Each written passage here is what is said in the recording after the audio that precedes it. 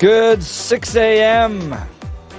Good morning, everybody. Jeff and Bill's show in the Mile High City on this Wednesday, February 21st. Great to be with you all. A whole lot to cover on today's show. Representative Richard Holtorf.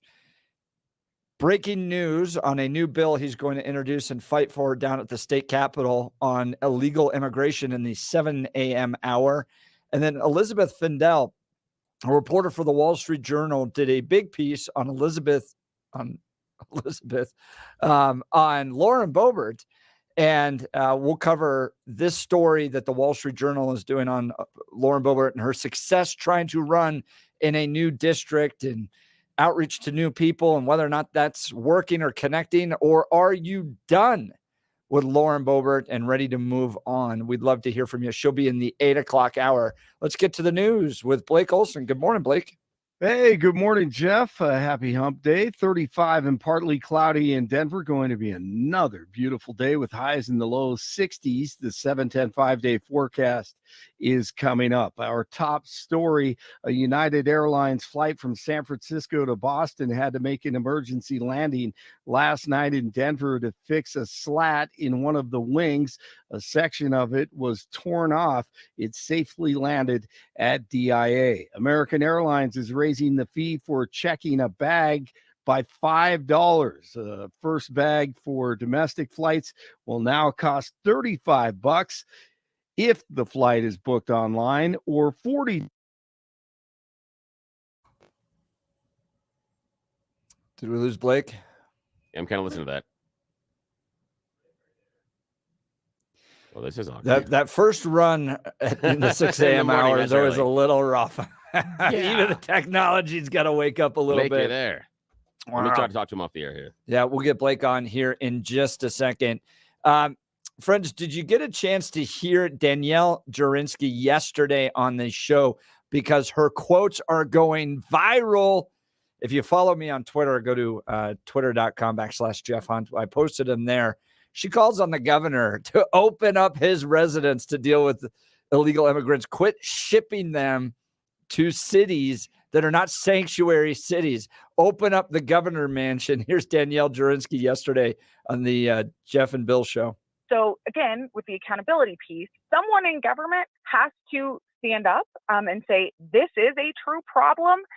And I just don't know that we're going to see that. Jared Polis has been absent. President Biden, he's been out to lunch for who knows how long. And I don't think anybody's going to acknowledge that this is a really big problem. And, quite frankly, what Jared Polis could do, he refuses to live in the governor's mansion. He wants to live in, his posh lifestyle up in Boulder. Open up the governor's mansion.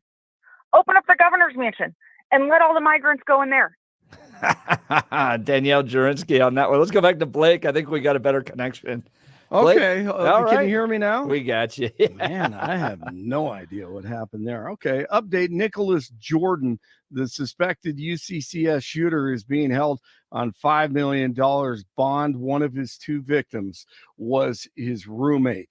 Colorado-based space and satellite company Ball Aerospace has just been sold to one of the largest aerospace companies in the world, BAE Systems. The sale closed at $5.5 billion. A Lakewood man has died after he was bitten by his pet Gila monster lizard. The venomous reptile bit the 34-year-old man last Monday. Despite being treated for the bite, he died over the weekend. And Bill Thorpe is the resident expert on this, reptiles. Wow, sad story there. It's Gila monster. Oh, Gila. I said, what did I say? Gila. Yeah, everybody does. Yeah, you know what? I should have said Gia. That's okay. What other context do you pronounce a G with an H? I'd have to think about it, but there's got to be a few because English is weird. We've adopted all sorts of really weird, words. I'd have to take a look at it. But the Gila monster story is bizarre. We'll get into it. This is highly unusual. Gila monsters are not normally dangerous to humans. I know a couple of people that have kept them. And while they are venomous, and I've kept venomous animals as well, and we can talk about that. But you got to be careful as to which ones you pick. Man, in fact, no doubt. You can find a venomous animal running around in your backyard here in Colorado, and no one's afraid of it. But we'll talk about that later. It's got to be the squirrels. All right. Yeah, absolutely. Well, another sad story. A man has died in a house fire in Castle Rock on Tuesday. Firefighters were called to the scene near Lewis and 6th Streets and arrived just before 1 o'clock, locating the victim. A short time later, he was taken to a hospital with life-threatening injuries and was pronounced dead after he arrived. Fire officials say the man may have become trapped in the home's basement during the blaze. Former President Trump says the race between he and Nikki Haley was settled 3 months ago. She's here. She's down by 30, 35 points. And everybody knows her. You're not supposed to lose your home state. Shouldn't happen anyway. And she's losing it big. During a live town hall on Fox News, Trump said candidates should not be trailing their home state. Haley, the former South Carolina governor, is currently projected to lose the state to Trump in most polls by a wide margin. She vowed to stay in the race. The U.S. is vetoing a resolution at the UN calling for an immediate ceasefire in Gaza. U.S. Ambassador Linda Thomas Greenfield said the resolution would negatively impact sensitive negotiations to free hostages held by Hamas. President Biden's brother will take questions from lawmakers as part of the impeachment inquiry into the president. James Biden is scheduled to sit down for deposition with members of the Republican-led House Oversight Committee Wednesday. The interview is likely to focus on 2 loans President Biden made to his brother, as well as other business deals that James Biden secured alongside his nephew Hunter, who is scheduled to testify February 28th. Republicans are investigating whether President Biden profited from his family's overseas business deals while in office. But the probe was dealt a blow recently after a former FBI informant was arrested for allegedly making up bribery allegations against Biden that have become central to the case. I'm Mark Mayfield. Also today, the Biden administration is announcing over $1 billion of student loan debt forgiveness. In sports, 24th ranked CSU at the Pit tonight in New Mexico. CSU is 20-6 overall, a big game. Avalanche win their second straight 3-1 over the Canucks last evening. 30 in Boulder, 32 in Castle Pines, 35 in Denver. Jeff and Bill continue. Blake Olson, News Talk 710 KNUS.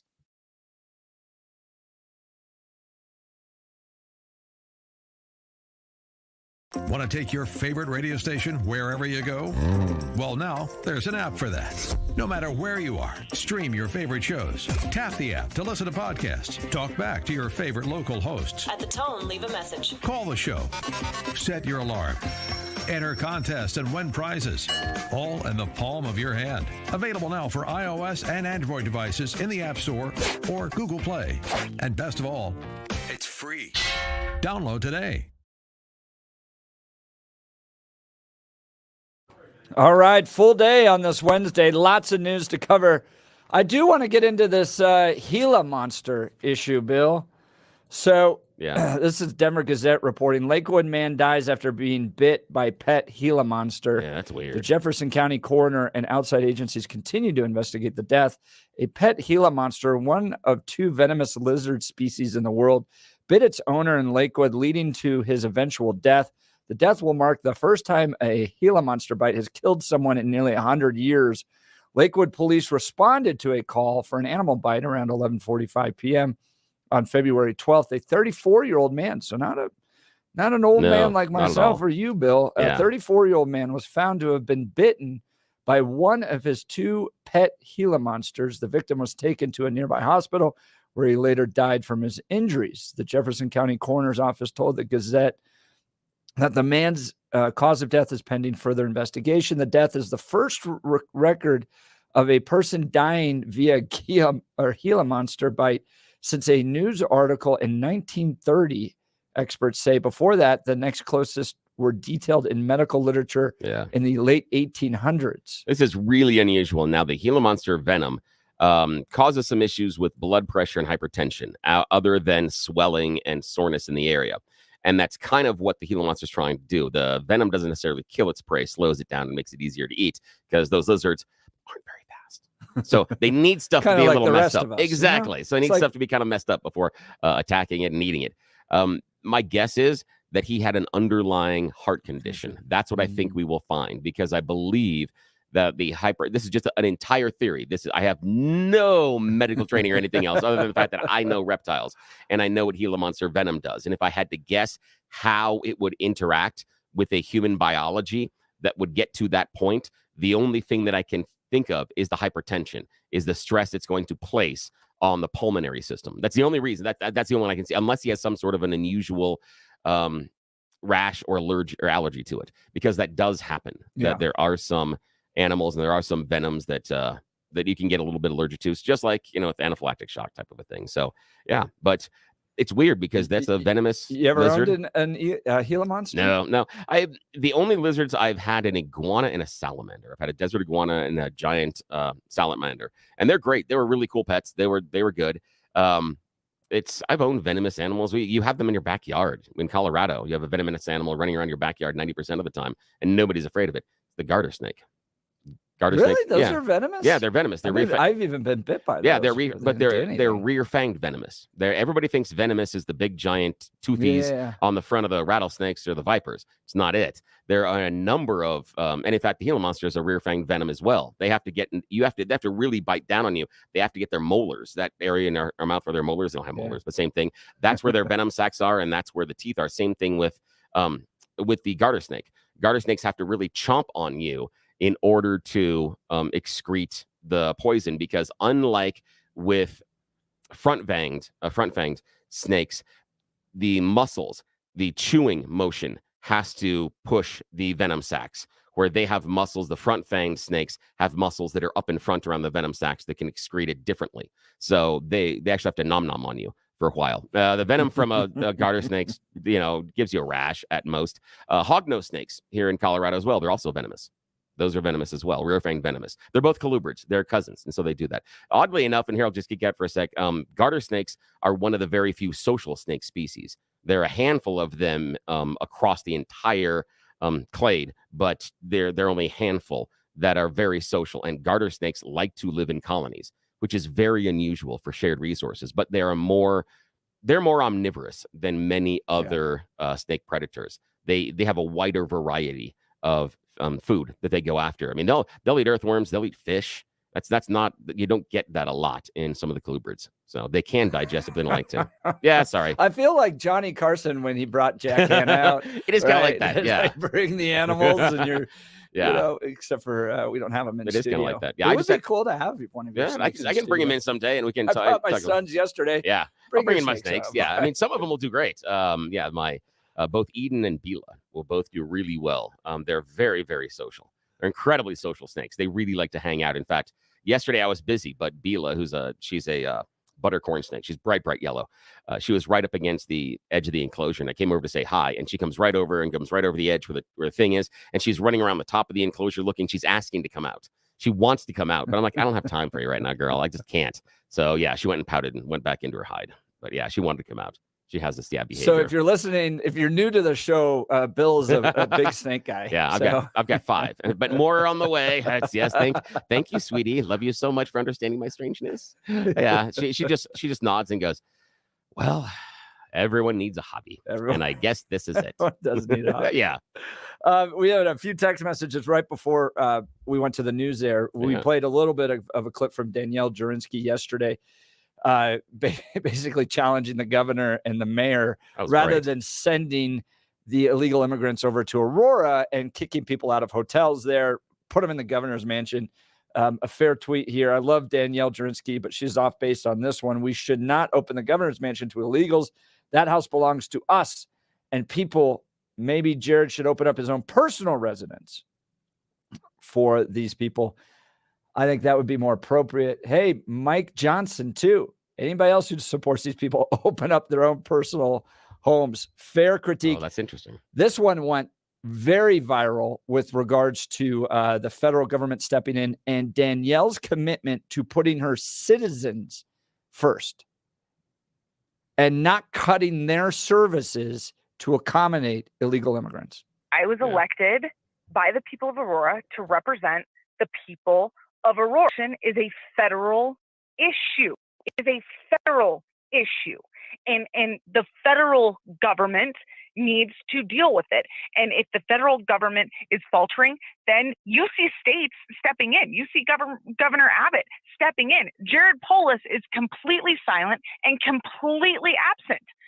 So this is trickling down to city councils having to talk about dealing with this.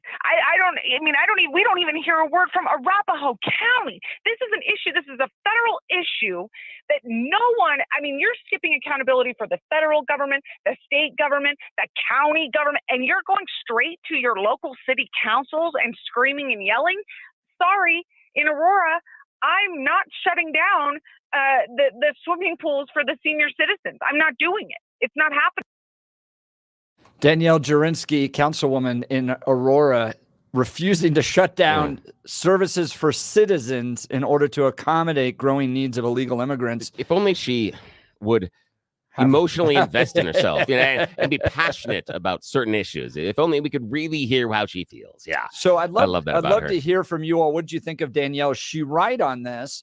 Is she prioritizing citizens first? Now, this is an important caveat. She's not telling NGOs or the Catholic Church or others that they can't serve illegal immigrants that are coming in. She's not doing any of that. But if you compare it to Mike Johnston, the mayor of the city of Denver, who's having to cut services to taxpayers, like with the DMV, with REC, those types of services, I think he's got to find something like over $100 million at this point to deal with rising healthcare costs, legal costs, housing costs. So he's cutting services to Denver taxpayers. Aurora, led by Danielle Jurinsky, is saying, we're not going to do that. So if you agree with Danielle, give us a call. Let us know, 303-696-1971, 303-696-1971, or text us on the 710 KNUS app if you think Danielle Jurinsky, councilwoman from Aurora, is right. She's definitely going viral on my Twitter page. All right. I got to make sure that everybody knows what's going on with these claims in the rise of, quote, Christian nationalism within the Republican Party. Okay. Headline Politico, most read article yesterday, most popular article. Trump allies prepared to infuse, quote, Christian nationalism. I read this thing before you sent it to me. I read this. I had read this when you sent it to me. I'm like, wow. And so the idea of being the most read article, this is a great example that both you and I encountered it in our different media ecosystems, because we do not, we have, the Venn diagram does cross, but there are portions of it that are vastly different. And so both of us crossed this particular story, given our explorations yesterday. This is fascinating. This is really interesting. The dopes at the Denver Post a few years ago. Lauren Bobert is part of a dangerous religious movement that threatens democracy, experts say. Okay. So I've done debates. I've debated the left on this issue of Christian nationalism. What is it? How is it going to affect our country? Is it a threat to our country? So I want to lay the groundwork on why this has popped up, why this is a targeted attack primarily on Republicans, and what the left hopes to achieve with it. Because you're going to face this. This will be one of the primary attacks that pops up during this election cycle. And its ultimate goal, at the end of the day, is not to have a rational discussion on the role of religion as it relates to influencing our country. That's not the point. The point is to bring down your energy as evangelical Republicans to maybe not engage in the election process as much, to kind of question your beliefs, question your level of engagement. Is it right to really bring my values into the public square? Maybe I should hold back a little bit. After all, isn't this a secular country? Isn't this about the separation of church and state? They want you to be thinking all that. Why?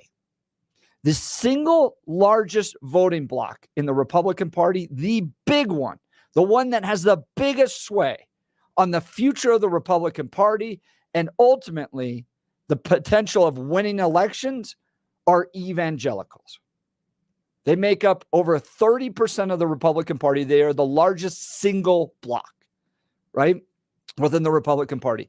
And every election year, and I remember this going back to when I was in grad school in the early 2000s, Jim Wallace, Sojourners, the left wants to target that group as part of the larger plan to try to bring you back a little bit. Maybe you shouldn't engage so much. Maybe you shouldn't be out there really pressing your values. Is this really what America's all about? Is America really a Christian nation? So they want you to get the back up and not press as much. That's the end goal. They do this every election cycle. Back in 2004, Sojourners, which is a Christian leftist group funded by George Soros, was saying, well, God's not a Republican and he's not a Democrat. He's kind of somewhere else. And, he's, you don't have to fully engage with the Republican Party to do this. Christian nationalism wasn't even an issue. I went and looked at Google Trends. It was not even, it had a 0 on Google Trends in January of 2009. Wasn't even an issue there. And then all of a sudden, in about February of 2021, it starts to pop up. So there's a few ways you can approach this. One, you can go Christian nationalism. Well, what is the opposite of Christian nationalism? Is it atheistic globalism? I'm not going to be an atheist globalist. But the idea that somehow it's a bad idea for Christians to bring their values into the public square, to somehow their values or beliefs are a real threat to America, while allowing everybody else to bring in whatever values and principles they have into the debate on the formation of our laws. Give me a break. When I debated this, we hosted a big debate at the Centennial Institute on Christian nationalism. I debated Scott Wasserman of the Bell Policy Center on this. And I went through the attacks in these articles, right? The Denver Post, Lauren Bobert is part of a dangerous religious movement that threatens democracy. So, wow, Lauren Bobert, part of this dangerous threat. So I read through the article. What is it that Lauren Bobert believes that's a real dangerous threat to democracy? It was all traditional conservative beliefs. And you get this in the Politico article as well, right? Like Christian nationalists believe in a closed border. Well, Republicans have believed in a closed border for 30, 40 years. The idea that this is somehow related to Christian nationalism, not true. Or Christian nationalists, they own guns. Or in this Politico article, they have questions around no-fault divorce. This is standard stuff within the conservative movement. So what they've done is they've taken traditional conservative values and they've tried to make them feel like they're boogeymen, scary, and slap this label Christian nationalism on it with the end goal of getting you to back away from your values in the 2024 election. Don't buy it. Don't believe it. But if you want to challenge me on this, if you think that Christian nationalism is a big threat that we should really address within the conservative movement or in this country, I'm happy to take your calls. 303-696-1971 or text us on the 710 KNUS app. I see what they're doing. Don't be intimidated by this. And I think it is perfectly fine for Christian conservatives to ask if this country is better off with secular values. For us to say, maybe America isn't as great, maybe it's not as tolerant, maybe it's not functioning as well as it used to, since it's embraced secular, atheist, leftist values, and maybe it should go back to the teachings of the Bible that helped make this country great in the first place. This is perfectly fine critique of this country, and it should be. All right, let's go to the lines. Joan, line 1, Lakewood. You're on the Jeff and Bill Show, News Talk 710 KNUS. Good morning, Joan. Morning. Good morning.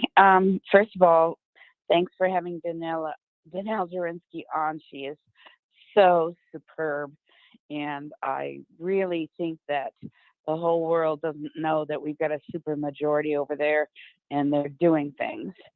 It's important to make sure people know that we have to, who you vote. It matters who you vote for.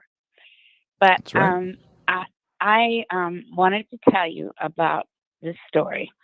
I confirmed yesterday with an employee with the Denver Parks and Recreation that the Summer in the Park program is no longer going to happen this summer. What's the Summer in the Park program for those of us that don't know? So the Summer in the Park program is a program that's been in Colorado for more than 20 years. And my daughter went for like 5 years. And basically it's from June to August, about 8 weeks. Kids go from 10 o'clock to 2 o'clock in the afternoon and to the parks with people that are in their neighborhood. It's like how, we used to hang out together under the street lights and stuff. It's a place where these kids would all hang, and they would play games, they would eat lunch, they would socialize. It was just, and it gave families a little bit of relief, and it got kids out in the fresh air. So it's just one of those things where I can't believe that they're going to put migrants that have been here like less than 6 months in front of children, and being outside in the fresh air and not looking at the video games and the screens and stuff, and learning how to get along with each other. It's wrong. It's just wrong. Joan, I agree with you. It's a math issue. And like Danielle said, she's not anti-immigrant. In fact, there was a big part of that interview yesterday where she talks about the importance of legal immigration to America and how that's shaped this country. And she's not going after nonprofits that want to serve an illegal immigrant, the Catholic Church and what they want to do. But why? And to her credit, when this issue has gone and missed the federal government, the state leadership, the county leadership, and it finally gets to the city council, and the city council has to say, this is where it ends.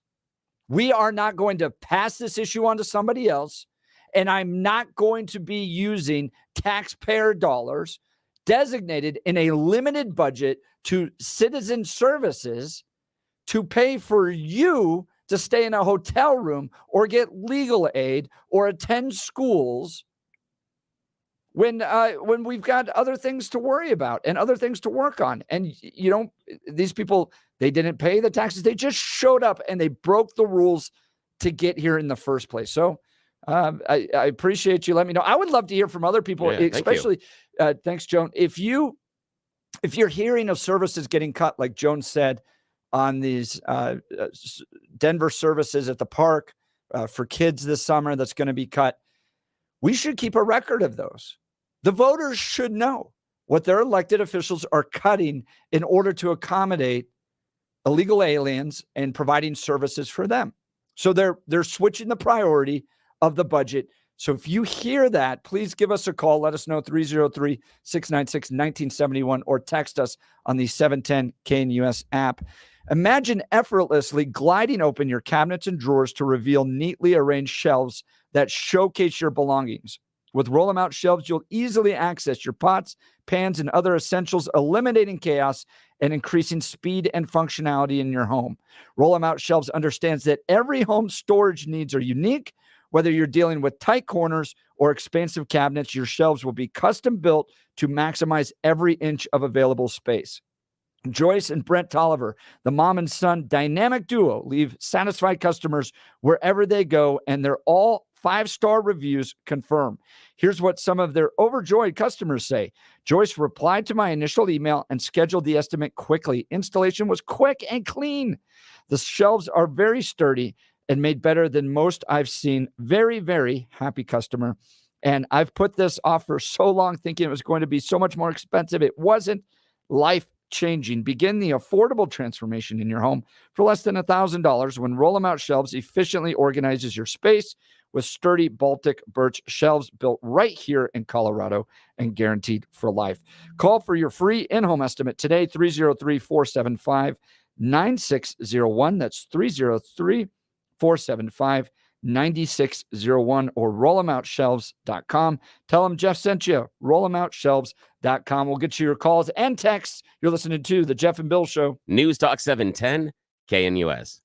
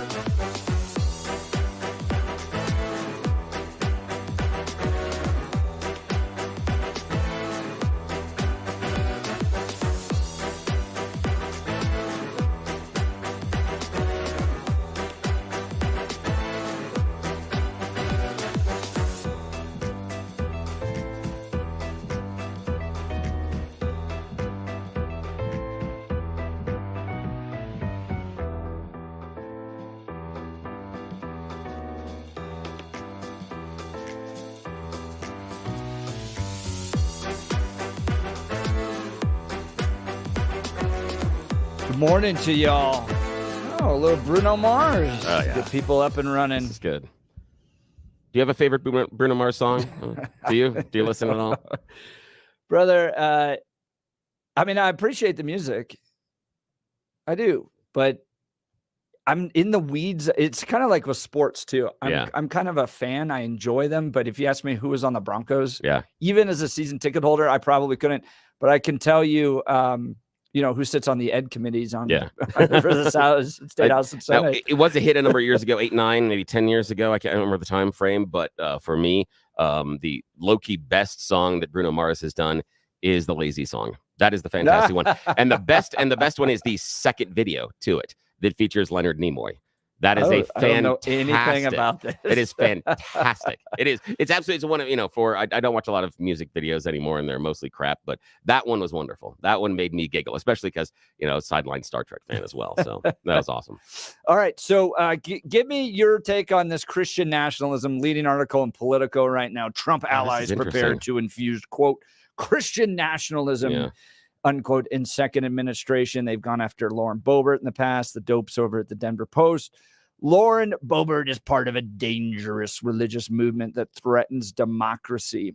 Mr. Independent, what's your take on this? There are a couple of things. I can see how they come to that conclusion on Boebert, primarily because she was recorded in a church saying that the church needs to tell the government what to do, not the other way around. That's really, really, really close to dancing with Christian nationalism when you're saying that the church must give the marching orders to the government. That was her filter. Why would the church give the marching orders to the government? Thou shall not steal. Thou shall not murder. Are you advocating for theocracy? Is that so the point? Why do we always jump right over to theocracy? In many ways, you could say that America is a theocracy. No, Dennis Prager says that.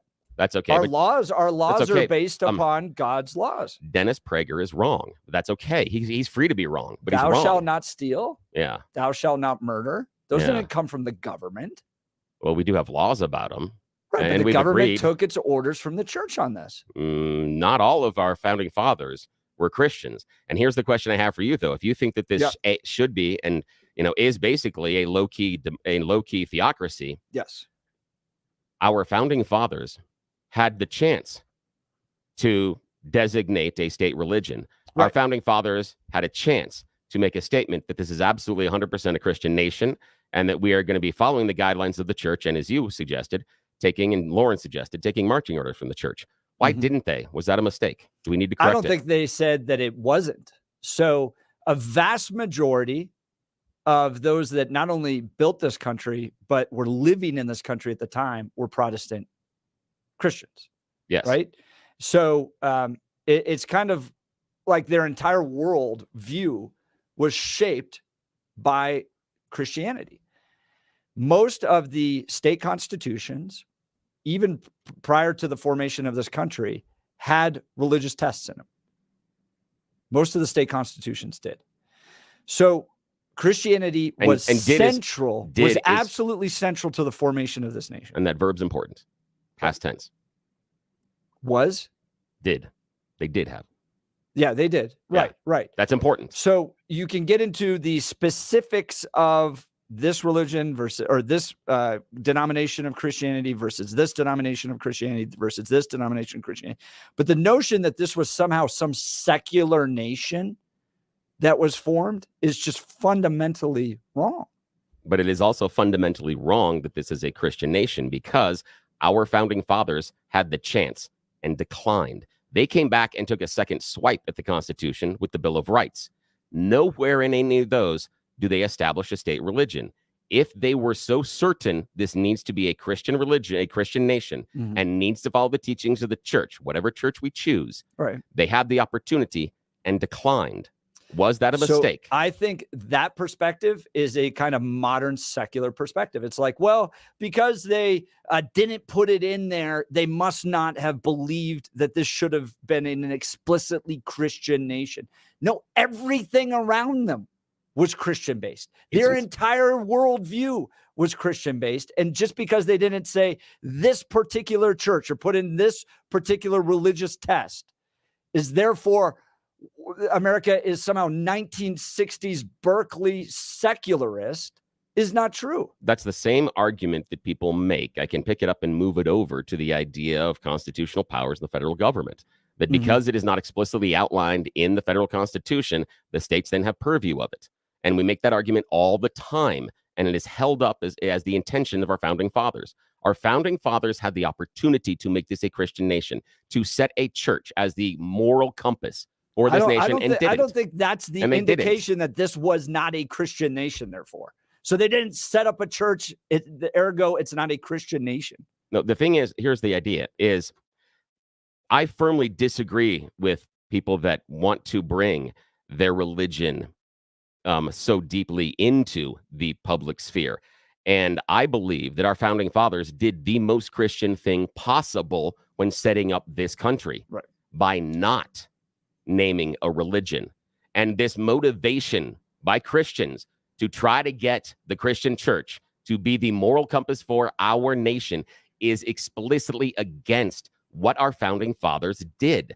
They set it up. They had the chance to make it a Christian nation, and they didn't. They declined. No, that is the most Christian nation. No, they didn't. Absolutely. They could have. No. They have a free exercise clause on this. Yes, free exercise, meaning that people don't have to be Christian in order to be part of the nation. Right. Yes. Right. Uh-huh. They don't have to be Christian and to be. I agree with you on this. And you prove my point. But they didn't make it a Christian nation. This notion that this secularism, like that America should look like Berkeley 1960s and 70s. By the way, that whole thesis has failed. Right? That secularism has been good for this country. I'm not making that argument in any way, shape, or form. Really bad. I'm not making that argument in any way, shape, or form. Come back to where I am. Come back to the issue of our founding fathers came back at the Constitution a second time, never established a religion. Why? Is that a mistake? Do we need to correct it? Would you be happy? Would you be happy if our legislature came in and said, I think we that's need a to leap. name this I think as that's a leap. But every single person in this country comes to the idea of writing laws and pushing policy with some moral framework. Yes. What is the best moral framework? The moral framework is best to the person that follows it, whatever it is with them. You can whatever resonates with them. You can analyze that. If you come to this country and you say, my moral framework is that I want to torture puppies and it's best for America to torture puppies, you would say that is a bad moral framework. You can objectively criticize a moral framework. Yes, you can. Right? Yes. So if everybody comes to this country, and what evangelicals and conservative Christians are saying is that the moral framework that we develop from the teachings of the Bible is the best one for the flourishing of this country. They're allowed to say that in this country. Yes, they are. But when you start enacting laws based on it, you begin to cross the line. Every law is based on a moral framework. Every law is based on a moral framework. But once you begin to cross the line and say that my moral framework is best, and then you must comport to it, you break the rules of what our founding fathers set up in this society and in this country in the first place. Every law. If the Democrats down there at the state capitol say my moral framework is that if you drive holding a cell phone, you are a danger to society. Yes. We are duly elected. We have the power to pass this law. And we're going to implement it. I don't care if your moral framework doesn't include this. Where's the religion in that? What do you mean, where's the religion in it? They believe that you're going to harm somebody else. No, hang on a sec. My point is, when you start enacting the laws based on your religion and saying that you must comport to the rules inside of how I view the religion and my religion, that's an issue. When the Democrats come to you about being dangerous in a car, that is a secular example. It's not a secular example. It is. It's based on a moral framework. No, but it is with values and beliefs. What religion says no cell phones in the car? What religion says that? That's a critique of leftism because they don't write down their religious values. But I'm talking about religion. The issue being, when you come into it, you can bring your moral framework. Every single person should bring their moral framework into the voting booth. 100%. Every single person should bring their moral framework when they walk into the lawmaking sessions. Absolutely. But when they justify their laws based on only that religion, we got a problem. Why? Why is that a problem? Because you can justify your law based on any value you have. Are you advocating for a theocracy that because the religion says so, that makes it right? Because that's what I'm hearing. Okay. What's wrong with that? Okay. Then how in favor are you of what's going on in Afghanistan? Are you a proponent or not? No, because I think you can fairly critique radical Islam for being oppressive and wrong. But it's their religion, and they're using their religion to form the government. Right. So And the you issue can is I got critique that. it. And what I'm hearing from Christians is they don't necessarily agree with the Taliban. They don't disagree with them at all.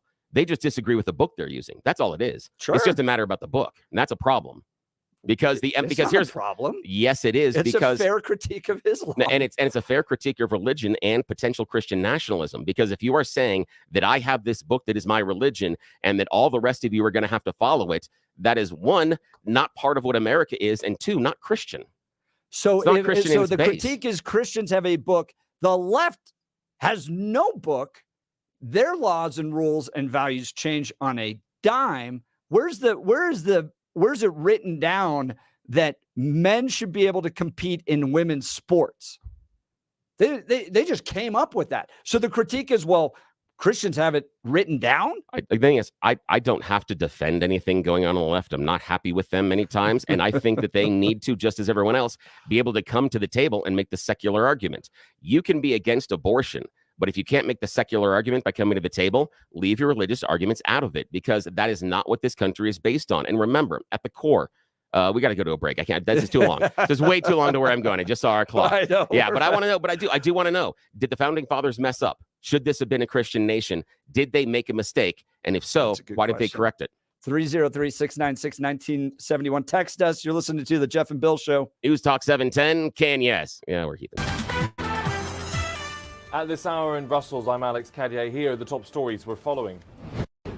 Ukraine has criticized Polish farmers after they dumped tons of Ukrainian grain in protests against cheap imports and new environmental rules. Kyiv has urged the European Commission here in Brussels to take robust action and said that the protests would hurt Ukraine's economy and hinder its ability to push back Russia's invasion. The farmers are protesting for a number of reasons, including new green rules they see as burdensome, rising costs, falling prices, and cheap imports from abroad. The Polish government has said it hopes to resolve the issue through talks with the farmers and a deal with Ukraine. American Airlines is raising bag fees and changing how customers earn frequent flyer points. In New York, Haley Bianco reports. American Airlines is raising bag fees and pushing customers to buy tickets directly from the airline if they want to earn frequent flyer points. American said Tuesday that checking a bag on domestic flights will go up from $30 now to $35 online, and it'll be $40 to purchase at the airport. The fee for a second checked bag will rise from $40 to $45 both online and at the airport. American Airlines also says that if customers want to earn frequent flyer points, they will have to buy tickets directly from the airline or partner airlines or approved travel sites. And that's what you need to know at this hour. I'm Alex Cadier in Brussels on Salem News Channel.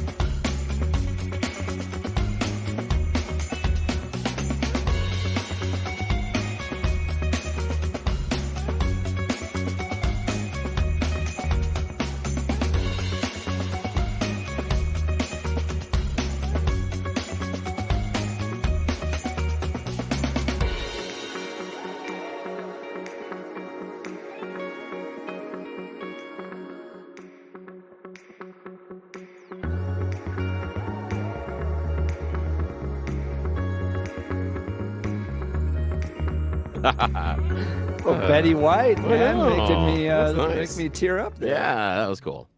Let's get to You Choose the News. Yes, sir. It is that time of the morning where we divert from the regularly scheduled portion of our program to play everybody's favorite fake radio news game show, You Choose the News.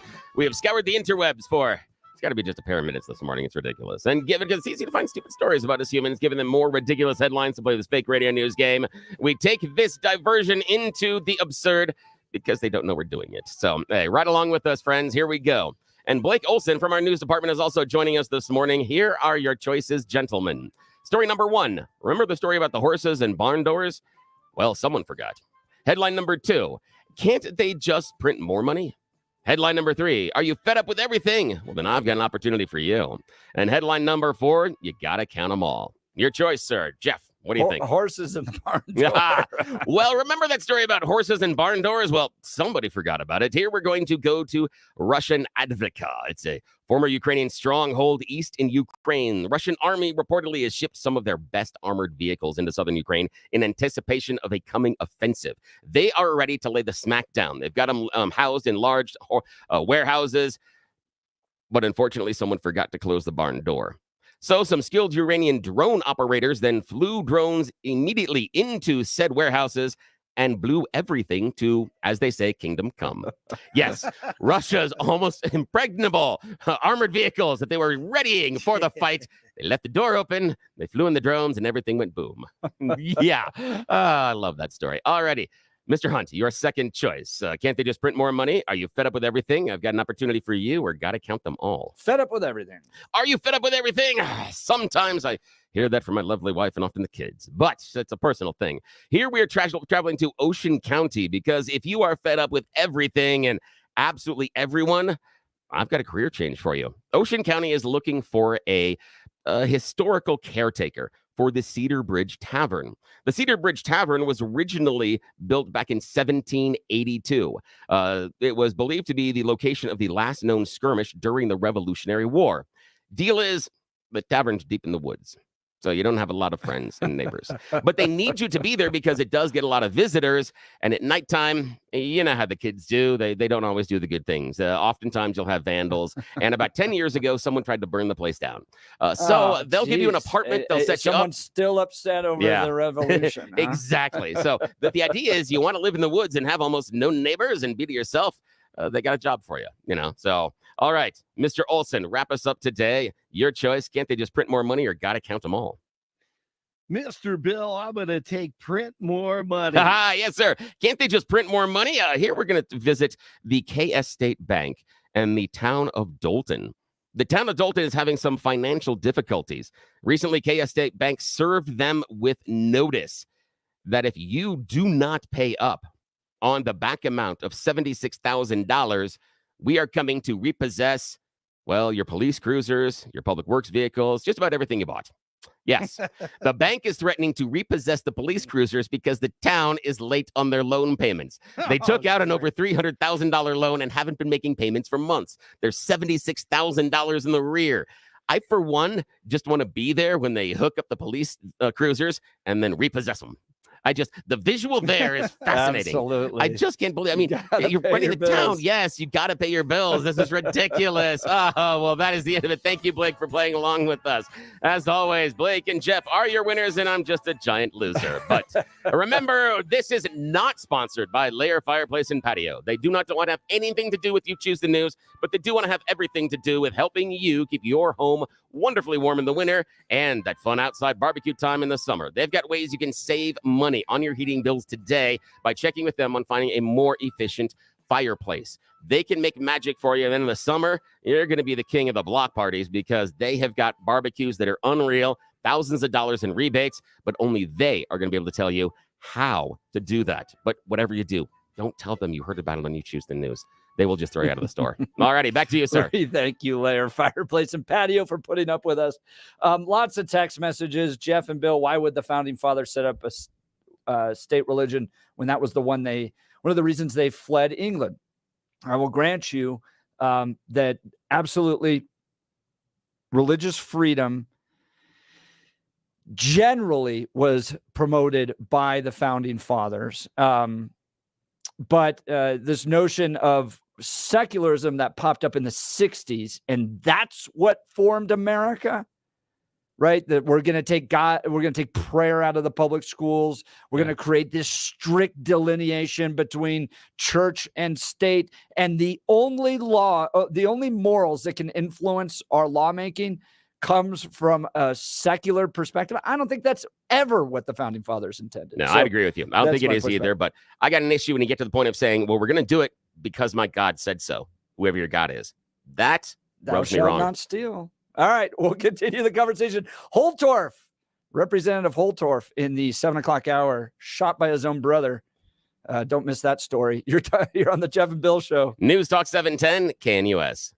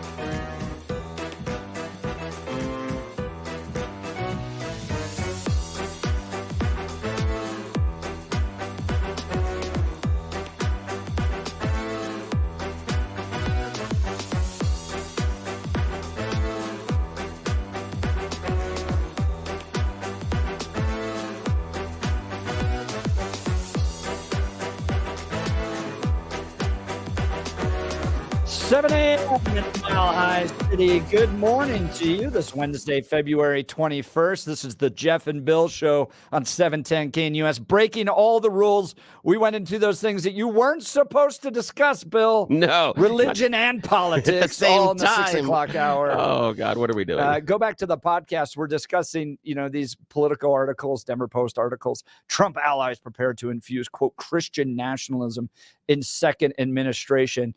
I'm making the point, you absolutely should bring your Christian values into all lawmaking. It makes for a better country. And when you make your religion the justification for those laws, I got a problem. You got to come talk to me about that. So Everybody yeah, it was fun. has. Oh my god. Okay, we're gonna get I know. like, See? everybody has some type of justification. Tell me what's the justification for some of these trans laws. I don't know. I know. Again, they don't even write down their values. But again, if you can't make the secular argument, then it shouldn't be a law because you probably would disagree with other people using religious justifications for laws. I'm not opposed to secular arguments. I think it's fine. I think I think nearly all Christian values can be explained in a secular way. Exactly. Yes. So I'm not opposed to that. Yeah, that's where. Yeah, absolutely. Again, we're gonna keep doing this over and over. This is so much fun. Welcome to the Thanksgiving Day dinner conversation. We're gonna get to Blake Olson in the news. Good morning, Blake. Hey, Jeff, thank you very much. 35 and partly cloudy in Denver on this Wednesday morning, expecting highs in the low 60s today. Another beautiful day. The 7-10 5-day forecast is coming up. Our top story, a man is dead after a house fire in Castle Rock Tuesday. Phil Eden, who lives across the street, says he's lived in the neighborhood for 30 years and nothing like this has ever happened before. I think my biggest question was, who got hurt? You lose anybody, it's sad. Eden was at home at the time when the fire started and says he tried to check on the person who lives in the impacted house. Firefighters were called to the scene near Lewis and 6th Streets, locating the victim. He was taken to a hospital with life-threatening injuries and was pronounced dead after he arrived. Fire officials say the man became trapped in the home's basement during the blaze. 25-year-old Nicholas Jordan, the suspected UCCS shooter, is being held on $5 million bond. One of his two victims was his roommate. By a vote of 13-1, the U.S. is standing alone in vetoing a resolution at the UN calling for an immediate ceasefire in Gaza. U.S. Ambassador Linda Thomas-Greenfield said the resolution voted Tuesday would negatively impact the sensitive negotiations to free hostages held by Hamas. The Biden administration is announcing over $1 billion of student loan debt forgiveness. Borrowers in the Saving on a Valuable Education or SAVE program who have made at least 10 years of payments will be receiving an email from President Biden today. That amounts to an estimated 153,000 borrowers. Nikki Haley says she's not dropping out. The South Carolina primary is today. Former President Trump has his sights set on President Biden. During a Fox News town hall event Tuesday in South Carolina, Trump said there is an obligation for the two men to debate. He said that regardless of polls, there's an obligation when you have the final Republican and Democrat. Trump later went on to say he would like to do it starting now, although he doesn't think Biden is going to. The former president has not taken part in any of the GOP primary debates, but 3 presidential debates are scheduled for the 2024 cycle beginning in September. I'm Mark Mayfield. A United Airlines flight had to make an emergency landing last night at DIA. It was headed from San Francisco to Boston due to a slat that was torn off one of the wings. It made a safe landing. And as Jeff and Bill talked about earlier, a Lakewood man, 34-year-old man, has died after he was bitten by his pet Gila monster lizard. In sports, 24th ranked CSU at the Pit tonight in New Mexico, a big game. CSU is 20-6 overall. The Avs over the Canucks last night, 3-1. 30 in Louisville and 32 in Lone Tree, 35 in Denver right now. Jeff and Bill continue. Blake Olson, News Talk 710 KNUS.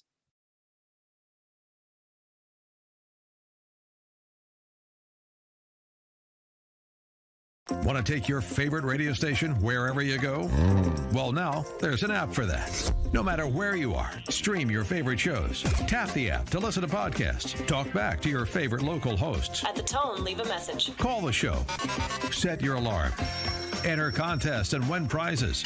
All in the palm of your hand. Available now for iOS and Android devices in the App Store or Google Play. And best of all, it's free. Download today.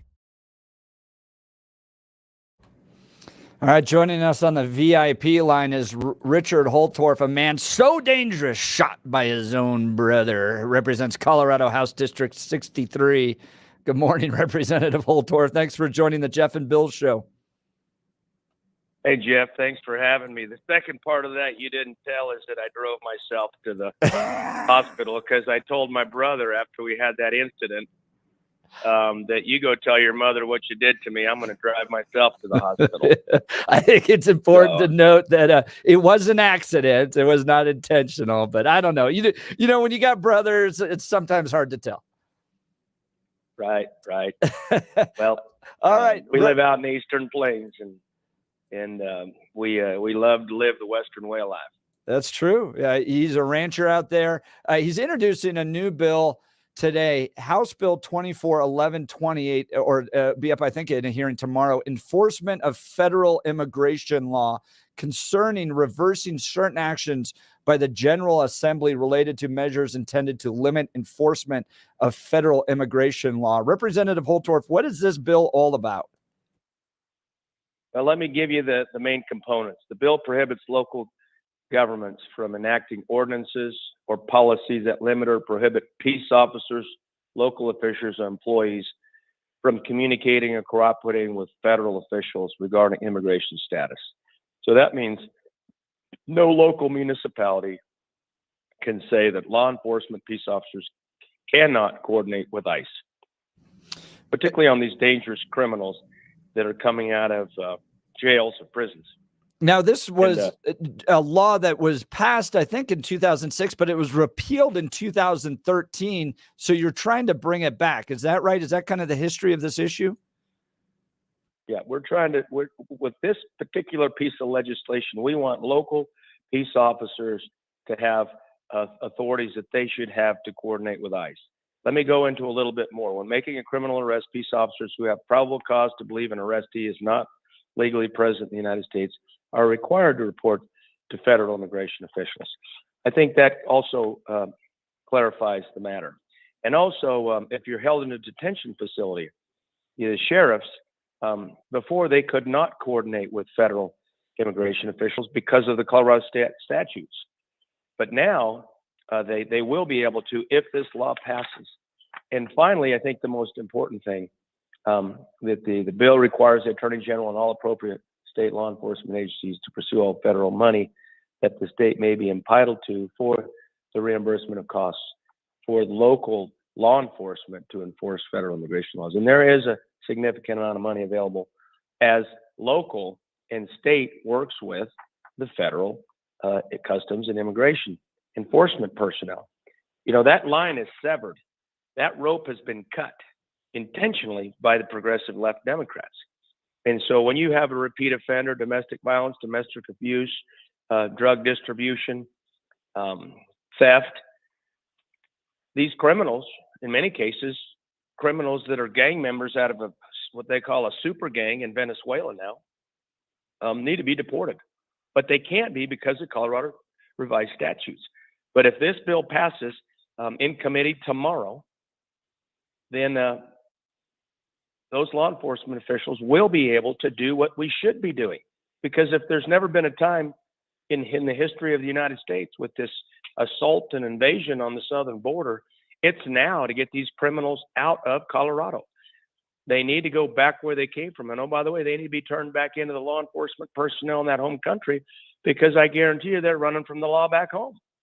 Why do you think it is that Colorado House Democrats don't want to enforce immigration laws, want to tie the hands of law enforcement to deal with illegal immigrants? Well, many of these far left Democrats, and what I have a hard time calling progressive Democrats, they believe in the open border concept. They believe that come one, come all, come without any restrictions or even application. And everybody should be able to come to this country. And they truly believe that. They don't think about the cost. They don't think about the fact that now the healthcare system is flooded with tens of thousands of immigrants that don't have health insurance and go to every emergency room and every hospital to get their healthcare now with no cost reimbursement, and that hospital has to absorb that cost. They don't consider that now these kids are getting enrolled in schools, and we don't have enough teachers to teach the kids we have right now. They don't consider the fact that we have a housing crisis and a shortage of housing, and now we don't have enough housing even to house these immigrants. And oh, by the way, the Democrats just passed in the House, it's going to the Senate now, another law that says local governments and municipalities cannot put occupancy restrictions on homes and or apartments. So now these immigrants are going to be living like gypsies, packed 5, 10, 12 deep into a home where a home may not be sized and suitable for that amount of people. So they believe in this, and it doesn't make any sense to me, knowing the burdens and the costs that our society faces, and not to mention the criminality. The big thing for me is public safety and criminality. We literally have, in one report, one person was arrested 8 times for shoplifting and theft, was released under the progressive left's catch and release program 8 different times. Jeez. Can you imagine that? 8 different times for shoplifting and theft, and was booked and released, and just competed to reoffend without a care, and probably is going to continue to do it again. We're talking with Representative Richard Holtorf, Colorado House District 63. He's got a bill he's introducing down at the state capitol, enforcement of federal immigration law concerning reversing certain actions by the General Assembly related to measures intended to limit enforcement of federal immigration law. Representative Holtorf, what are you hearing from law enforcement? You shared that story. This guy's been caught and released 8 times. But what are you hearing about the challenges law enforcement in the state of Colorado is facing with this rise in illegal immigration? Well, I'm going to have law enforcement actually at the hearing testifying in support of this legislation, because they know these limitations and they know that they're desperately needed. And additionally, and you may know this or you may not, but I wrote an op-ed, and it's been published, Time to Repeal Colorado Sanctuary Laws. This was published February 16th, and go to the Colorado Politics and pull it up. But this explains it very clearly what the bill does, and it talks about the local police departments. It talks about the sheriff's departments. It talks about the fact that these sanctuary laws that have been enacted by the Democrats do not support public safety. They actually put Colorado citizens at risk and put them in harm's way and even greater danger. And it doesn't even mention and address the drug distribution. And I was in a hearing yesterday in Health and Human Services, and I told everybody on the record, I said, you can leave Juarez and 12 hours later be in Denver with, literally as much fentanyl as you can carry on your back. So it doesn't take very long as this open border policy, the failed Biden open border policy, continues to bring illegal illicit drugs and those distributors and all the way down to our communities. And citizens should say enough is enough. These criminals, if you get a drug dealer, a distributor, even a user distributor, which there's no excuse because this industry preys on itself, they need to be deported as quickly as possible. But what people are saying, what law enforcement is saying, is they want change. Now, Democrat sheriffs, Democrat sanctuary city police chiefs, they're not going to speak up. Now, why aren't they going to speak up, you ask, Jeb? Because they're under the political thumb of their city councils and their mayors.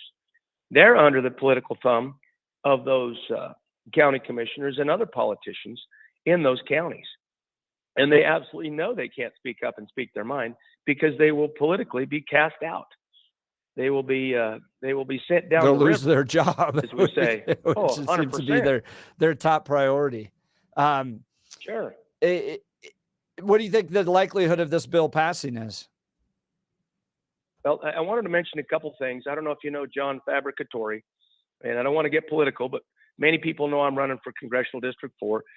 John Fabricatori is running for Congressional District 6, and he's a retired ICE agent. He's going to be testifying from Washington, D.C. on this bill. And he worked for ICE for, I believe, 23 or 26 years. And he absolutely says that in this state and other sanctuary states and cities that the hands are tied, and many of the hands that are tied don't want to be tied. They know what is right, but they can't do right. And this particular bill allows for that coordination and cooperation. Now, in a state with a Democrat supermajority, and in a committee, the Republicans are outnumbered by the Democrats 2-1. You know the probability of this getting out. It's near zero. It would take an act of, like we said, an act of Congress, if you will, but really the hand of God would have to come down for this to get out of committee, which it can if it's God's will. But I will tell you that the reason I'm running this bill is because people need to start speaking up and speaking out. It is time across this state for everyone to say enough's enough. And this is one way of making that point. And I want everybody on that committee to vote and show. And those Democrats on that committee, they can vote against it. And they can vote against public safety. And I want everybody to know that. Now, Representative Holtorf, I've got a question for you. Under this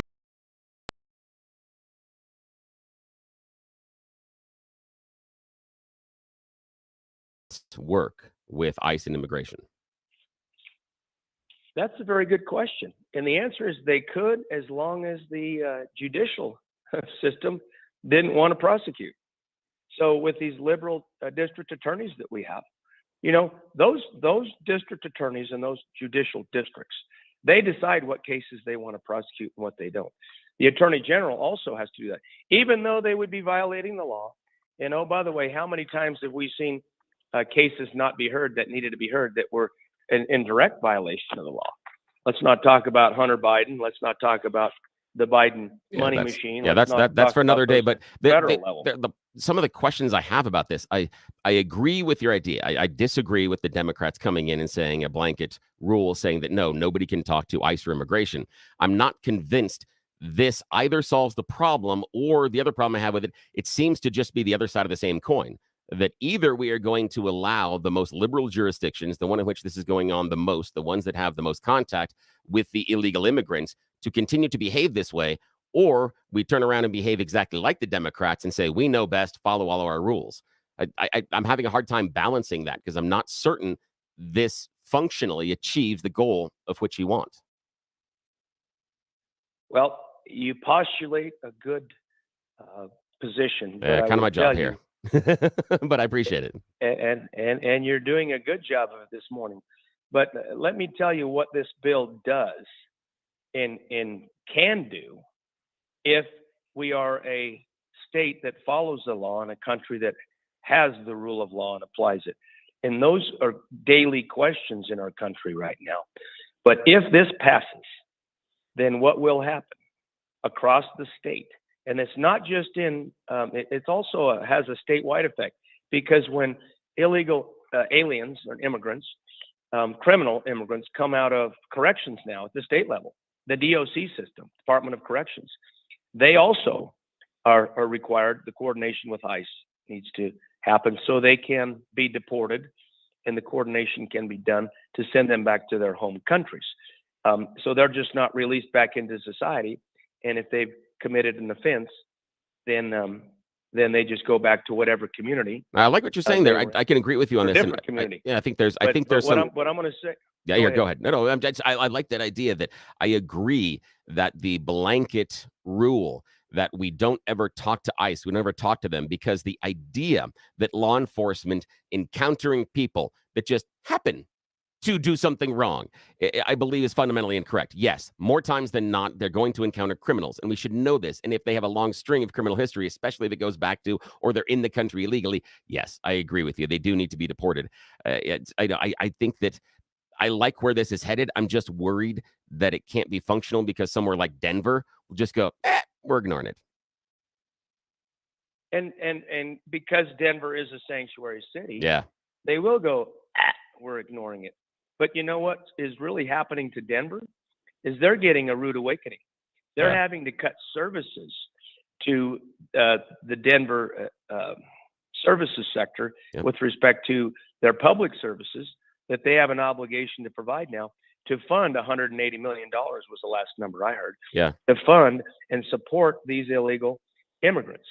And so now the Denver citizens their services are going to be reduced because of the economic impact. Oh, you're right. They need to see. They need to see the bill. They need to have that bill come to the table rather than just making the broad generalization of "Welcome, we are a sanctuary city." Man, they need to understand what that bill is. That bill's got to be on the table. Johnston got in front of the cameras and cried because he needs the federal government to pay that. Good point. Yeah.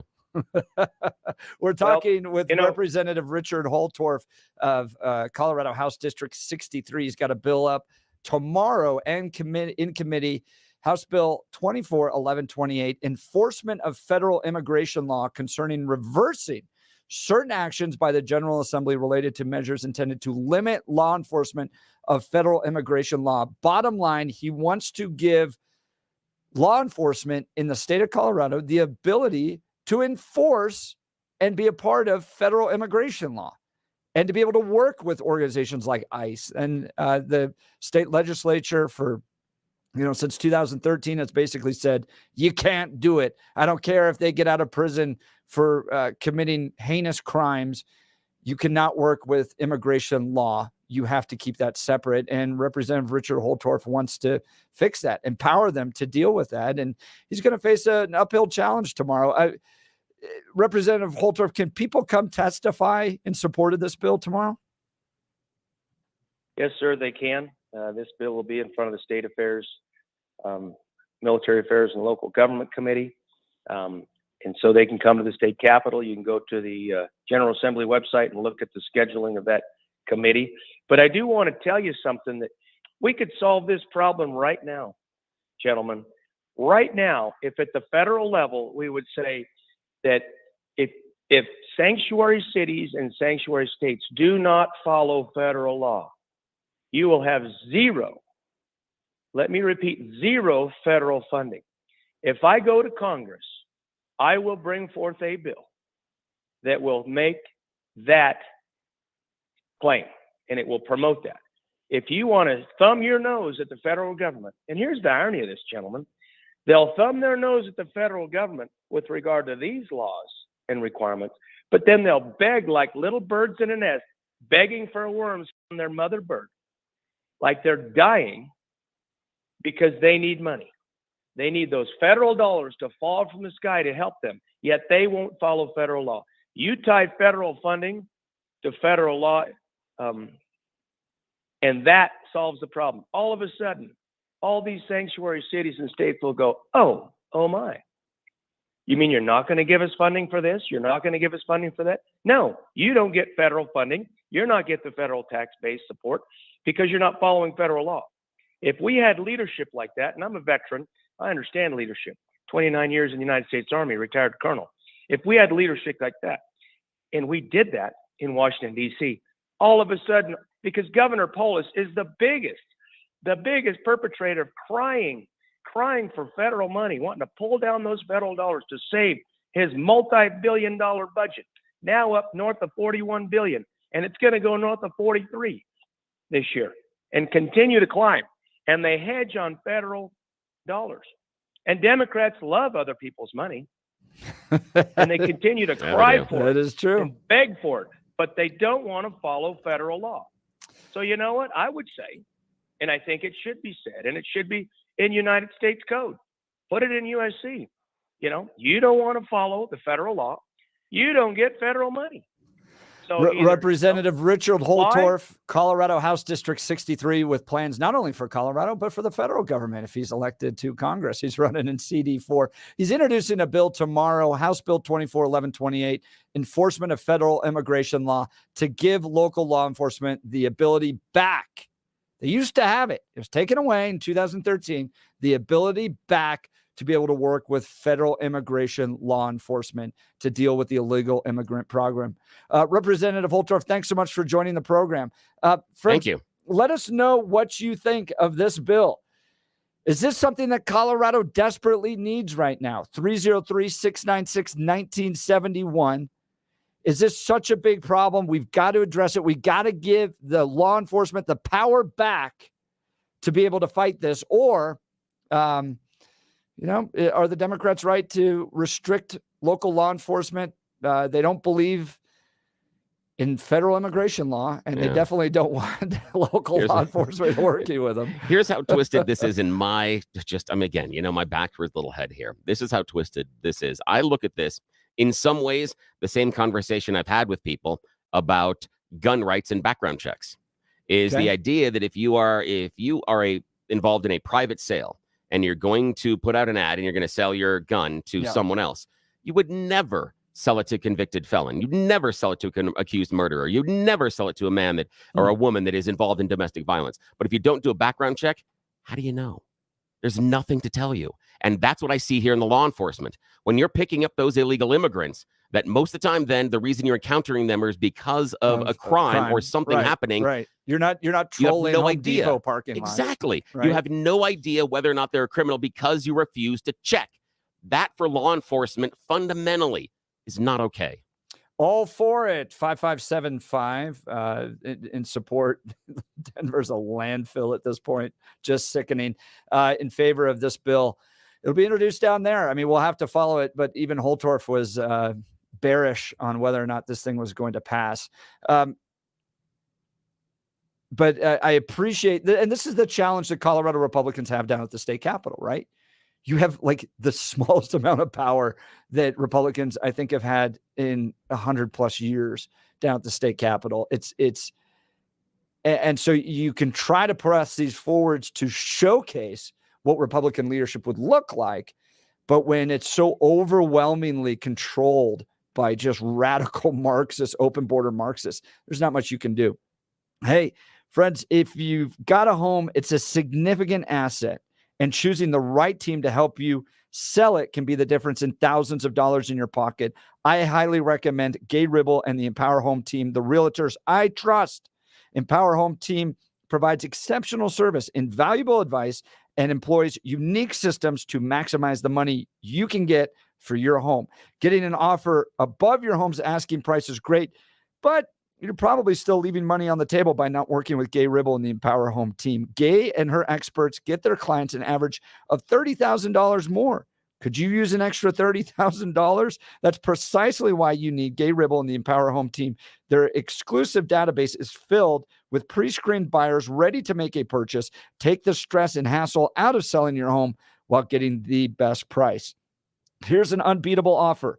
Gay Ribble and Empower Home team will sell your house for 100% of the asking price, or Gay will pay you the difference. It's an offer you simply cannot refuse. Get 100% of your asking price guaranteed with Gay Ribble and the Empower Home team today. Reach out to my friends and realtors, Gay Ribble and Empower Home team. Call 833-301-SOLD or go to gayhasthebuyers.com. That's 833-301-SOLD or GAYE hasthebuyers.com. We'll get to Johnny and Dwayne. You're listening to the Jeff and Bill Show. News Talk 710 KNUS.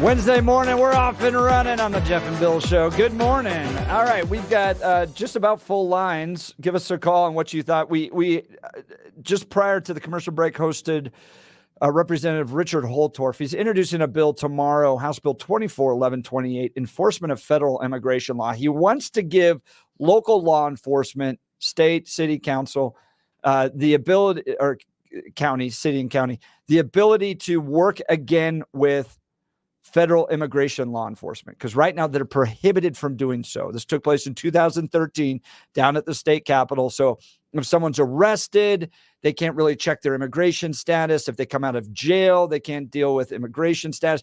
They're basically, their hands are tied from at all working with federal immigration law enforcement. He wants to give local law enforcement that power back. All right, let's go to Johnny from Denver. You're on the Jeff and Bill Show, News Talk 710 KNUS. Good morning. Yeah, I want to explain the situation with the mayor cutting the hours of the rec center. I'm an older gentleman who happens to be blind, and I cross the street on 12th and Viejo, I guess. It's where the inner city church is and the Lawmaker Park is. And when I go there, I go with my wife. She can see, and she says she has to give eye contact to the drivers because there's a zebra there that tells you to stop when there's a pedestrian there. Yeah. But probably 2 times out of 5, they may stop. But for the most part, they just go through it, and we can't prove that they're illegals or whatever. And then sometimes in the crosswalk where you're supposed to cross the street, there's cars parked there because they're picking up either dog food for the, because the parish gives out, food and for the dogs and for people. And so when I come back, I'm by myself, and if they're cutting the grass out there or there's a motor running, I use my ears to hear. And if they're not paying attention to that zebra, I'm taking a chance every time I go across the street 5 days a week just to go work out. And I hear that, in October, there was 33 people that were hit and killed, but it was at night. But as you know, I walk around in the dark all the time. Yeah. So it's just these rules that these guys are coming up with. I know they love it. And if you Google who started the sanctuary city, Google will not tell you. Yeah. It erased that in their memory. Right. So I have a problem with this Johnson and all the rest of those guys that started the sanctuary city. Johnny, a resident of Denver, not feeling served by the mayor there. Johnny, I really appreciate you giving us a call. And that feedback, that's exactly what we asked for, right? So you live in these cities. You live where Mike Johnston is leading. How do you feel about the services being cut? How do you feel about the priorities of where they're putting their time and their energy and their money? Do you live in Danielle Jurinsky's district in Aurora, in that city? And do you feel like because she's putting citizens first, you're going to be served better than in the city of Denver? Let's go to Dwayne and Divide. You're on News Talk 710 KNUS with Jeff and Bill. Good morning. Morning. Good morning, gentlemen. Our wonderful Sheriff Mickelson at one time was taken care of.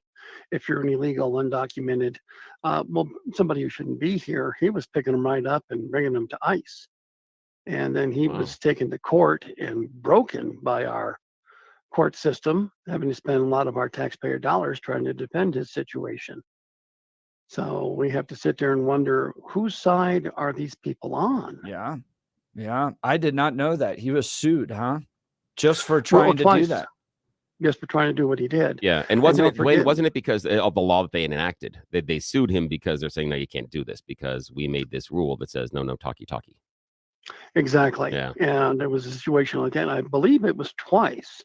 And I also remember when the Denver Sheriff's Department sat there and took a guy who killed someone, and while ICE was at the front door, they were shuttling him out a side door. Oh, man. Now, Dwayne, one of the things I asked Holtorf about, and I really appreciate his time, was the idea that somewhere that has a real severe illegal immigration problem and crime potentially, like Denver, will just ignore this new rule. What do you think about that? Do you think that's what's going to happen?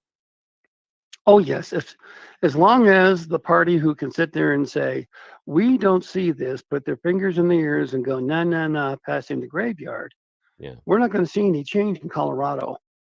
And it's a shame. Do you think someone's going to step in and sue? Just like with your experience locally, do you think that anybody has, as I like to say, the testicular fortitude to step up to the plate in Denver and to sue if they make the decision not to follow this rule if it passes? I'd like to see it happen. I really would. Me too. As we were discussing the other day about, the Tea Party people and everything else, the very few that have the strength and backbone to do these things, we have so many that are just not doing so. And the Democrats continue to run forward. We need somebody to stand up and just go, enough. I think one of the biggest frustrations I have, sorry, I'm stuttering over all that, but one of the biggest frustrations I have, Dwayne, on all this is we go, there's a problem. There's a big problem. Gosh, look at how, of course, voters are going to make a change this election cycle. And then they just elect different Democrats. Why do you think we're at a place in this state where things are so bad with homelessness, drug overdoses, crime, illegal immigration, and the voters of Denver will elect a different Democrat? Because there are people who will never vote Republican. You could have their family member killed by an illegal, and they would sit there and say, well, so-and-so didn't do it, but this one's going to make it a better deal. We have to take care of these people. In a conversation I had with your hospital up there in Denver with $130 million, whatever dollars it is, it's behind from caring for illegals. I was fighting with that, and the person said, good, they need medical care. And I said, if there's 10 medical doctors available, and your family member is bleeding or having an issue and they can't get to you because they're taking care of illegals, is it good then? I said, there's only so many doctor opportunities available. And I'm sorry about the illegals coming and having medical issues. I truly am. But at the very same, I'd like to see very simply U.S. citizens taken care of first. And yes, be compassionate and help others after. I don't think that's the end of the world to request something of that nature. But it seems like right now, $10,000 gift cards up in New York for illegals, and we've got homeless veterans on the street. It's cascading in so many different ways that it's like, why are we giving the illegals so many great opportunities and nobody stands up and nobody says this is enough? It's a simple word. I was listening to Charlie Kirk. He's on right after this show on 710 KNUS. And Charlie was talking about San Francisco at one point was a very nice city. Seattle at one point, a very nice city. Los Angeles, maybe not. But these were really nice cities that people love to visit, take their families to. And they are utter hellholes now. Denver has become that point. We have moved the Western Conservative Summit out of the city of Denver because my attendees don't want to go to it. And 10 years ago, they'd go to the summit, then walk around the city afterwards, go to bars, go out to dinner, have fun. It was a great gathering of conservatives. And they have driven these cities into the ground. And there's no other excuse. They weren't invaded by a foreign military that destroyed these cities. This was purely the living out of explicit liberal ideas, leftist ideas, total control in these cities, and they drove them into the ground and destroyed them. And the voters continue to give these people power. I mean, wall it off, wall these cities off at a certain point. I believe the best thing we could do one day, and it sounds terrible, but going into California, you had to at one time, announce if you had any fruit, vegetables, or anything of that nature when you were coming into from the border going into California. I believe one day we may actually have to do something like that, kind of an escape from California, horrific item, because the state is in a swirl, and I don't know where it ends up. Well, guys, I'll let you get back on. Thank you, Dwayne. Thanks. Sorry, I got going on that for a while. Thanks. Dwayne's line's open 303-696-1971. Let's go to Neil in Wheat Ridge. You're on the Jeff and Bill Show, News Talk 710 KNUS. How are you guys? We're good. Great. How are you? When I was going to college down in Metro years ago, I won't say how many because I might give my age, 62, but I won't do that. I had a class, a political class, and the professor, even then there was signs of, and this was like the late or early 80s, signs of liberalism creeping in. And he was talking about, well, somebody's not going to learn to not do something until they've experienced it. And me being kind of a loudmouth type, maybe much hasn't changed, but I asked the professor in front of everyone, I said, so are you saying that in anything you do, you almost have to learn it to believe that it's going to be a negative? And, you know, we use the example of, okay, you're walking through a mud puddle as a kid. You have to walk through the mud puddle to realize that you're going to get dirty.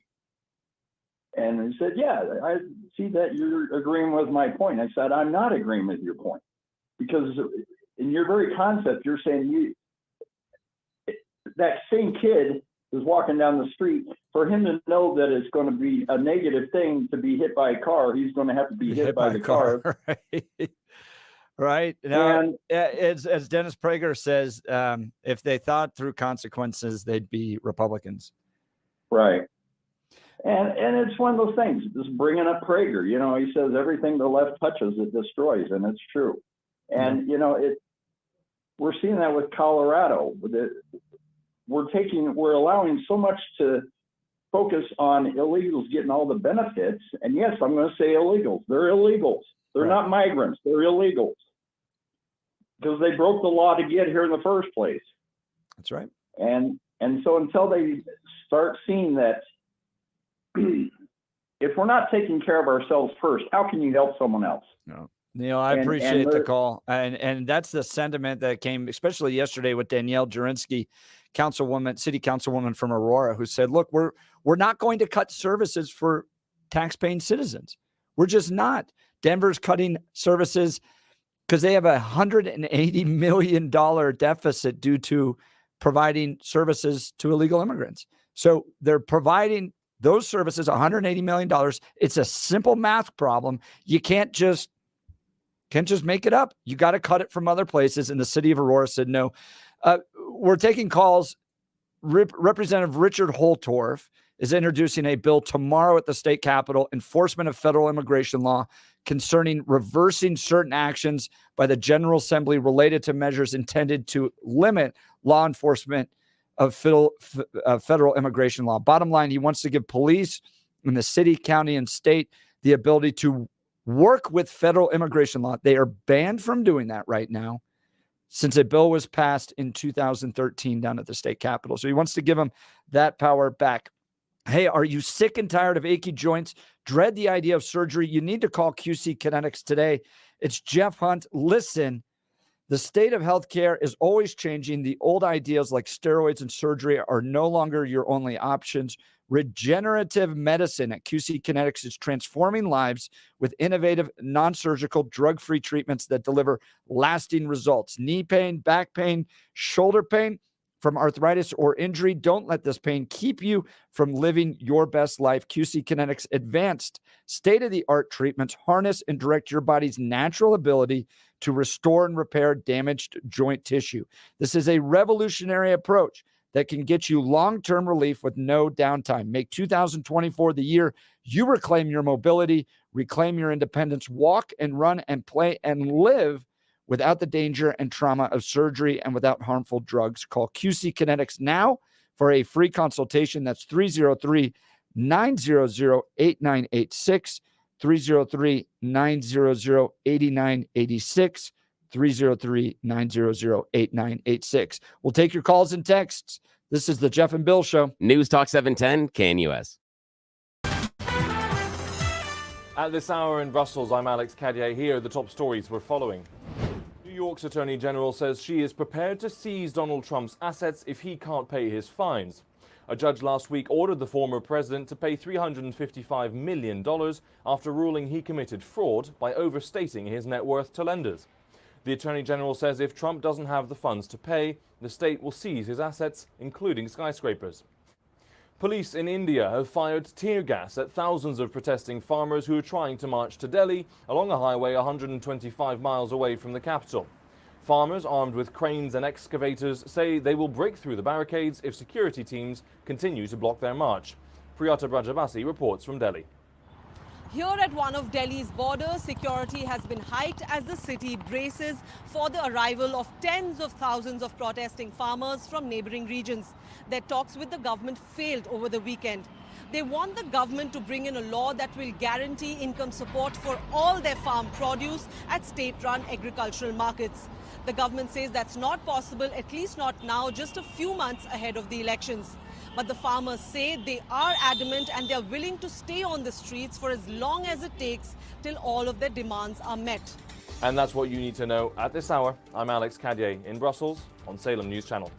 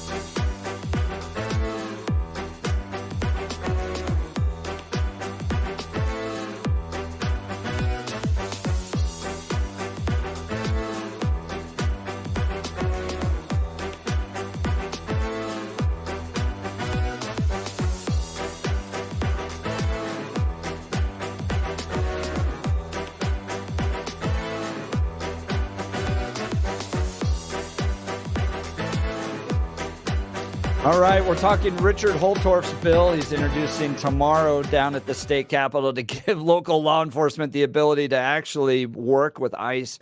I mean, it's amazing that they can't, and that what the state has done to push out the ability of just basic law enforcement to follow the rules, to follow the law. We're not trolling Home Depots checking for people's immigration statuses. This is, if you've been busted for another crime, local law enforcement should be able to see if you're an illegal immigrant. Yeah, and the idea of the prevention of the conversation is where I really have an issue with the law, because I'm okay allowing for prosecutorial discretion. I'm okay for allowing for law enforcement discretion.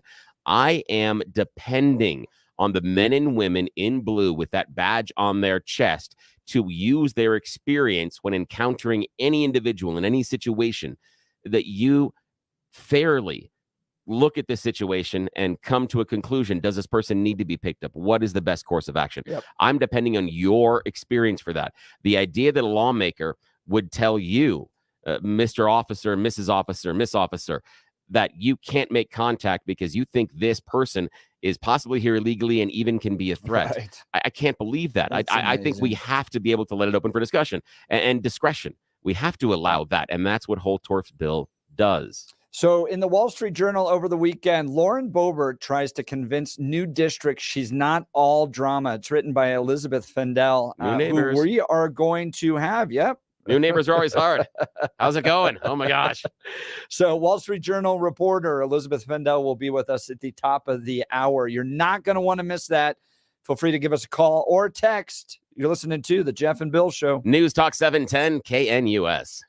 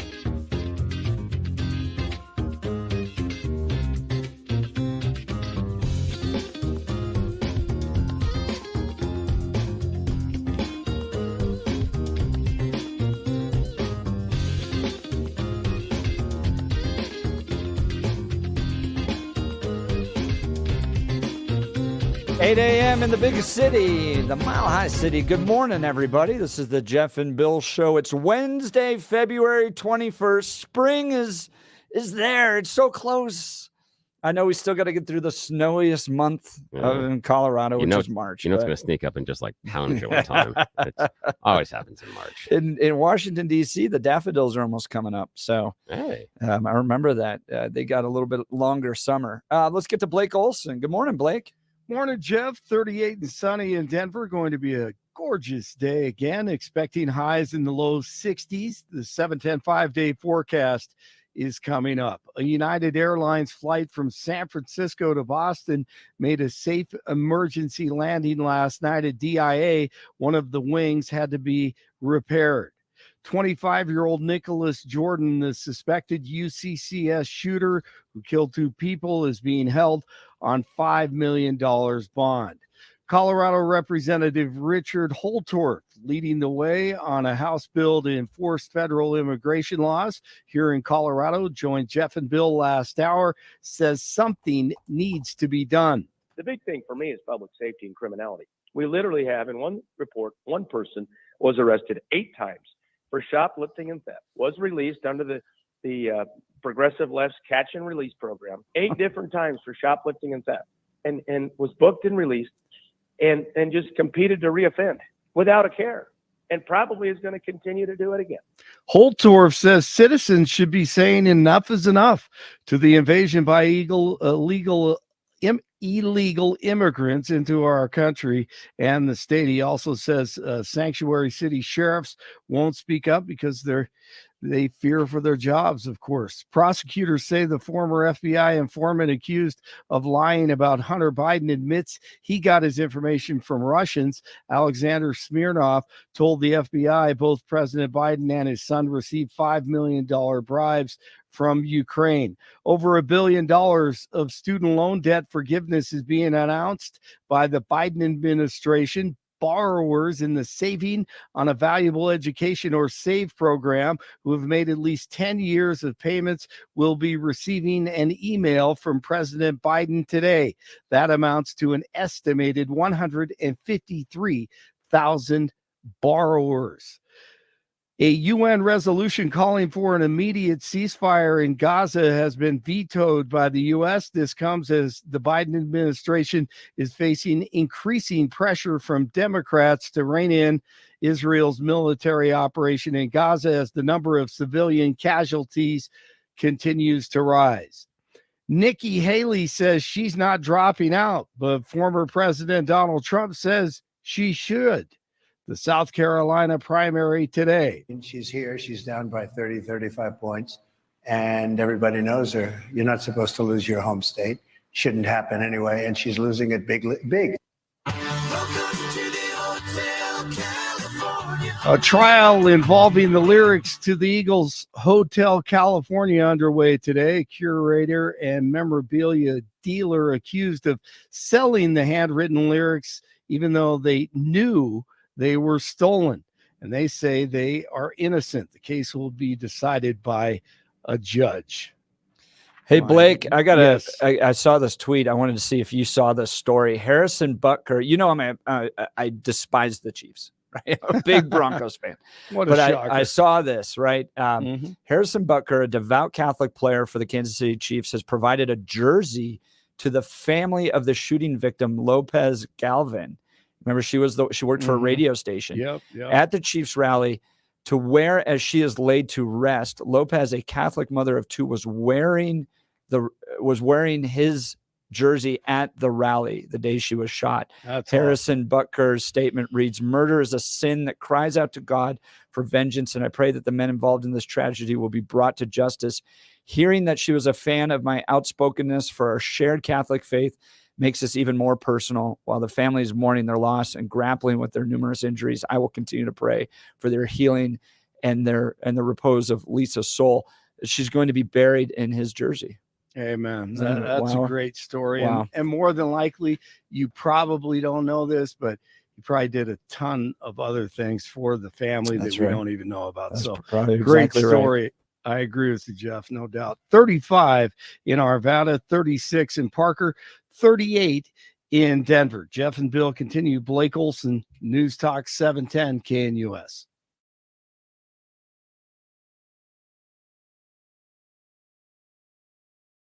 Want to take your favorite radio station wherever you go? Well, now there's an app for that. No matter where you are, stream your favorite shows. Tap the app to listen to podcasts. Talk back to your favorite local hosts. At the tone, leave a message. Call the show. Set your alarm. Enter contests and win prizes. All in the palm of your hand. Available now for iOS and Android devices in the App Store or Google Play. And best of all, it's free. Download today. Want to take your favorite radio station wherever you go? Well, now there's an app for that. The weekend, a big story about Lauren Bobert titled "Lauren Bobert Tries to Convince New District She's Not All Drama." Written by Elizabeth Findell. She joins us on the VIP line on the Jeff and Bill show. Elizabeth, good morning. Morning. Good morning. Thank you for having me. So, in big article that you all covered about Lauren Bobert, and you got into a lot of the drama we're facing in this district. This show broadcast is probably the largest, most influential conservative radio program in the district she's seeking to run in. And so you got into it. I mean, you got it right that Lauren faces a pretty big uphill challenge in this new district. Well, thank you. Yeah, certainly from talking to a lot of people, obviously there are people who love her, but overall, from a lot of the grassroots group, the tone was fairly chilly. Well, why do you think that is? I mean, let's go back for a second. How did you spend time in this district learning about how voters feel about Lauren Bobert? I'm the Texas-based correspondent for the Journal, but I'm originally from Western Colorado, from Steamboat. So they send me home occasionally to write on stories because we don't have anyone full-time in Colorado. And I had written about Lauren Bobert before because I grew up in, what was then District 3 before a couple of rounds of redistricting. And so for this story, I just spent a few days just bouncing around the district, kind of from the Denver area, talking to a lot of people, particularly in Douglas County, talking to some folks up in around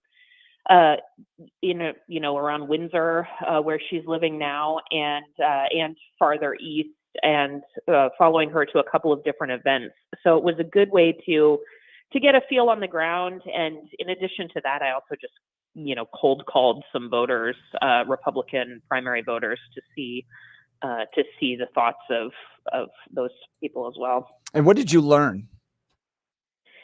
I heard a lot of sentiment along the lines of, we agree with her maybe on some things, or we liked her when she was first elected, but it's become a lot of drama. We don't want her bringing her drama to our part of the state. We don't know if she's one of us. It seems like there was a lot of skepticism surrounding her move, as well as just some general weariness of some of the, some of what people characterized as drama that's associated with her, particularly this more recent theater incident. Yeah, that was a big deal from my constituency. So I host an event called the Western Conservative Summit.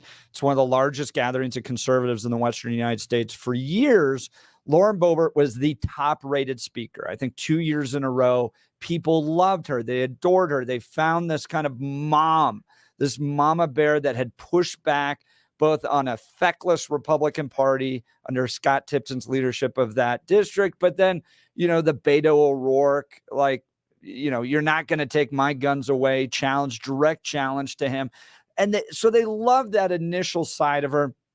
And when she would speak at the summit, she had this great appeal. She would talk about her faith. It was a crossover between a sermon and a political rally, and she kind of moved effortlessly between the two. And so she struck the kind of grassroots conservative chord of really appealing to people based upon their faith and then calling them into a form of political engagement. And then the Beetlejuice thing happened. And I messaged her team because the initial response on the Beetlejuice incident was they kind of laughed it off, if you remember, right? Like, oh, this is Channel 9, again, with kind of blowing something out of proportion. And then the video came out, and you saw a moral failing take place from somebody in a faith leadership perspective. If this was a pastor, if this was a leader of a Christian college, if this was anybody else in that type of role, there would have been a resignation, because you had the fondling that took place. You had the kind of middle finger approach. And I heard mostly from evangelical older women who found that incredibly offensive for a few reasons. One, they didn't like the portrayal of a mother acting like that. They didn't like the portrayal of a woman of faith acting like that. They didn't like the portrayal of a professional woman acting like that. And they didn't like the portrayal of a stateswoman acting like that. And they have not gotten over it. It is still a place of frustration, I think, for many women voters. What did you hear? Yeah, that's along the lines of what I heard from people as well, particularly people who were more religious, and said it made them question sort of the Congresswoman's faith and values. Yeah, I think it's going to continue to follow. I know she's apologized, but I don't think it's fully gotten to the place where people are ready to move on. So one of the parts that you bring up in your article, Boebert brings a $1.3 million war chest and almost universal name recognition to the 11-person race in the district that covers agricultural plains stretching from Wyoming to New Mexico and some of the wealthiest suburbs of Denver and Fort Collins. Do you, from your perspective, think that provides an opportunity for her to really win, even in light of these challenges? I mean, she just has more money and bigger name ID. Yes, I definitely, think she can win. I don't know what the odds are. Most of the sort of political strategists I asked either said they thought it was a toss-up, or maybe she had a 50-50 chance of winning. But those advantages are significant, particularly when you keep in mind that a lot of people, still do love her. And it's, there's she has some built-in base of support that's probably going to be there, I assume, no matter what. So you kind of have to look at that and then see how many candidates make it onto the ballot in the end. Colorado, of course, has this unusual system of making it onto the primary ballot. And then is that enough people? Do those candidates end up splitting the sort of anti-Boebert vote between them? That'll be one of the bigger issues to watch. We're talking with Elizabeth Findell. She's a reporter for the Wall Street Journal. She has an article out this past week in the Wall Street Journal titled, "Lauren Bobert tries to convince new districts she's not all drama. Colorado Republican has fundraising and recognition advantages, but faces a chilly reception from local groups in a crowded primary race." At the very end of the article, you write this paragraph. "At a debate last week in Douglas County, after Boebert cited Trump's age as a reason why there shouldn't be a mandatory retirement age for Supreme Court justices, the candidate, Chris Phelan, said he didn't know what Trump had to do with that issue. And she responded, he has to do with everything," Boebert replied. How important is Donald Trump and Lauren Boebert's direct connection with Donald Trump in this race for Congressional District 4 in Colorado? I mean, she certainly, has emphasized it at every point, her love for Donald Trump and just their connection. I don't know how voters will see that. Certainly, all of the other candidates have also praised Trump for the most part. So, I don't know to what degree that will make a difference to voters. Now, I appreciate your time, Ms. Findell. I appreciate the work you've done with the Wall Street Journal. I want to take a little bit of a different tact on this one. We've been talking a lot about how the voters are looking at Lauren negatively. What did you encounter, if any, on positives? What did they say that was positive about Lauren that she might have the ability to build on? And then the follow-up question, of course, is, can she? There are definitely people who just love her because they see her as a fighter. And that's kind of always been her brand. And, I talked to a couple people who just said, she stood up to Democrats on everything. She fights. And so it's great. It's great that she's in Congress. We need to keep her in Congress. I also encountered one or two people who had said they were skeptical of her move to the new district, but they could be convinced, and they wanted to be convinced that she fits in Eastern Colorado and that she kind of fits in with the district. And, I think that gives her an opportunity to make inroads with those people and show them that she, actually is one of them, so to speak. Elizabeth Findell, Wall Street Journal reporter, joining Jeff and Bill. Now, I do want to offer you the chance to maybe take off your Wall Street Journal reporter hat, the cool fedora you get to wear with the press card. We'll set that aside, and I'm going to give you the hat of Lauren Bobert's campaign manager. Given your experience in Colorado, you thankfully said you have roots here, and the conversations you had with her potential voters, what advice do you have to her and her campaign about how she changes tact, how she finds the wind in her sails, and possibly gets over the finish line? What do you tell her? Oh, gosh. I don't know, but it seems like a matter of just keeping her engaged with people and letting them be convinced if they need to be convinced of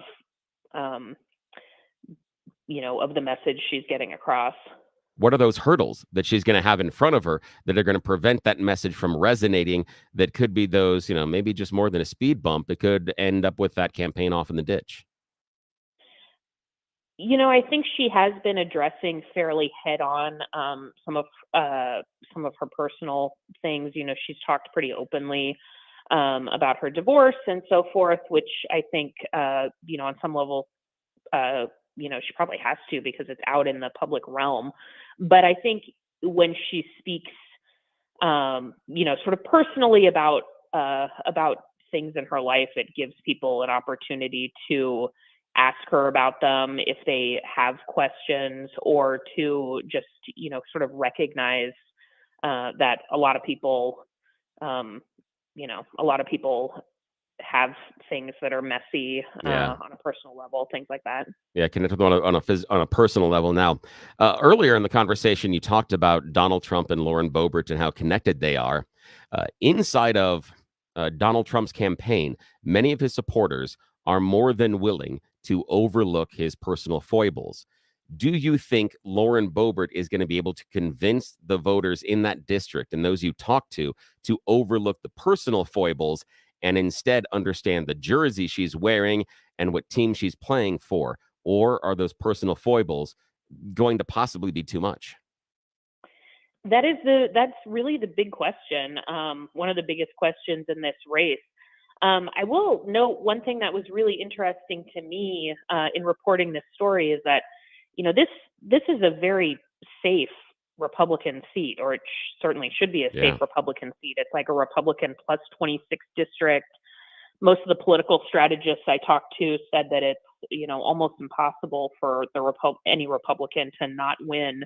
And yet voters did not feel that way. A lot of voters a lot of Republican voters really feel sort of under attack by Denver expanding out, Colorado getting bluer and bluer. And, a lot of them talked about electability, for better and for worse. Some of them said they were concerned that, Lauren Boebert's sort of brand could be a challenge, an electability challenge against a Democrat, that a Democrat could win if she's the candidate. But one other person said, well, she's got deep pockets. She has a better chance of winning the general. So I think that's on people's minds as well. Now, looking both into your background, but also conversations, I have a two-tiered question. The first is, in these conversations, what's something that really surprised you when conversing with the voters in that district? The second one is, what really surprised you about coming back here to Colorado, and how quickly are you leaving Texas to move back here? I'm trying to get back as often as I can, and So someday I'll be back for good. Oh, good. But what really surprised me, I suppose, I knew that she was being greeted with some skepticism, but and that's not surprising because obviously anytime you move districts, you're going to face these sort of accusations of carpetbagging and so forth. But there were just a couple of moments at events where you could feel a sort of awkwardness, I guess, in the air surrounding her. There was an odd moment at this event in Elbert County at the beginning where she was she was a few minutes late because of how much snow there had been that morning, and was scolded for stepping up on the stage without taking a card first and for whispering. And it did feel like it feels like she is facing this, a little bit of this attitude of, you're in our house, don't try to overstep, that I'm not sure the other candidates would face that same type of scrutiny, if that makes sense. Yeah, that does. That's interesting. Yeah, that she's almost treated like that visitor that may come in and just go right for the fridge and start grabbing stuff out to eat rather than being invited. A little bit. Yeah. A little bit. I live in Elbert County. I've been to many of those Elbert County Republican meetings, and that is very accurate. They like their homegrown. And when you move out to Elbert County and try to take over leadership, it's not always looked upon. I've seen that on sheriff races and other things that have happened in Elbert County. Well, we'd love to hear from you. 303-696-1971, 303-696-1971. Are you going to be supporting Lauren Bobert in this primary in CD4? Is she your gal? Are you going to pull the lever for her because she has this history of fighting? She has taken on the Democrats. She's a proud supporter of Donald Trump. She'd be great for CD4. Or are you looking at the myriad of other candidates out there? Richard Holtorf, Deborah Flora, who used to work at this radio station, Jerry Sonnenberg, whole lot of hosts, other people. I'm sure I'm forgetting their names, but who's your candidate for CD4? I'd love to hear it. Elizabeth Findell, Wall Street Journal reporter, thanks so much for being on the show. I hope you won't be a stranger. We can read some more of your reporting about Colorado in the future. Thank you so much. I appreciate you having me. So Elizabeth Findell with an article in the Wall Street Journal over the weekend titled, Lauren Bobert tries to convince new districts she's not all drama. She's the reporter Elizabeth Findell from the Western Slope, now covers Texas for the Wall Street Journal and travels up to Colorado from time to time. We'll continue to check in with her on these issues. So check out that article. She really does a good job of covering the complexities around Lauren Bobert in this race, moving to the district, the challenges with the Beetlejuice incident, but contrasting that with the support she has from Donald Trump and in the past and that connection she has with her. Let's go to the text lines. Doesn't Lauren Bobert have a very good voting record for conservatives? That's interesting. Yes, she does. Yeah. She's How do you very balance good that out? conservative. Yeah. You know? And how important are those roots inside the district? Is that okay to come in? And I think it's really a unique insight, Jeff, that you have to that county because you live there and you've experienced it and you understand. Good people in great Elbert people. County. I love the fact that George always talks. It's it's the one slice of America that we still have in Colorado. Right. Yeah. They don't even run Democrats in Elbert County. And they shouldn't. It's beautiful. It's just embarrassments. Right. Yeah. I live in CD4 and am fairly active in political circles. No one in CD4 in Northern Colorado wants Lauren as our rep, and her receptions in different groups have been mostly polite but lukewarm. Wow. I'm guessing most of Eastern Colorado feels the same way. She's been a few minutes late for everything that this person's attended. Coloradans have become Midwestern nice towards Lauren. Ken Buck had a solid. I'd love to have that person call in and voting talk to us record about too. that because that's some really interesting ideas and insight. Can you continue with that? Ken Buck. Well, Buck so here's a big question. Ken Buck is leaving this district and not on great terms.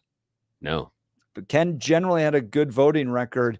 Got elected. I was part of his campaign effort when he first got elected. It is really odd. And yeah. the AR-15 in his office and, all the challenges. I'm going to take on John Boehner. He started with all this energy and excitement, and then it absolutely fizzled. And I get this sense of he's really soured even on the voters of his district and doesn't really connect with them, doesn't want to. We've invited him on the show a number of times. He just seems done.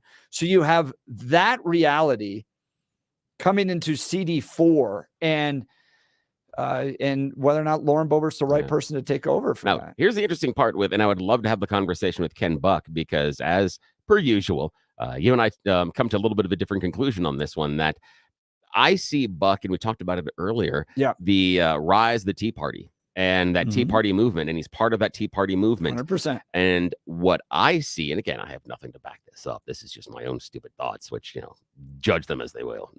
But I see him souring on the mechanism and souring on the idea of the Tea Party and the idea of those values that group was supposed to champion coming forward, and have since, in many cases, just forgotten and lost. And there are examples I think you can make of him not following up on some of those values. And I think that what happened is he came in, and it's only my personal opinion, came in as part of this team, and the team has kind of dispersed and gone their own way. You no longer have the Justice League. And I think at that point, if the Justice League doesn't, if they're not together anymore, then maybe can you blame Aquaman for just sitting in his, in his fishy castle and hanging out with the dolphins all day? It's, bad analogy, but a fun one for me.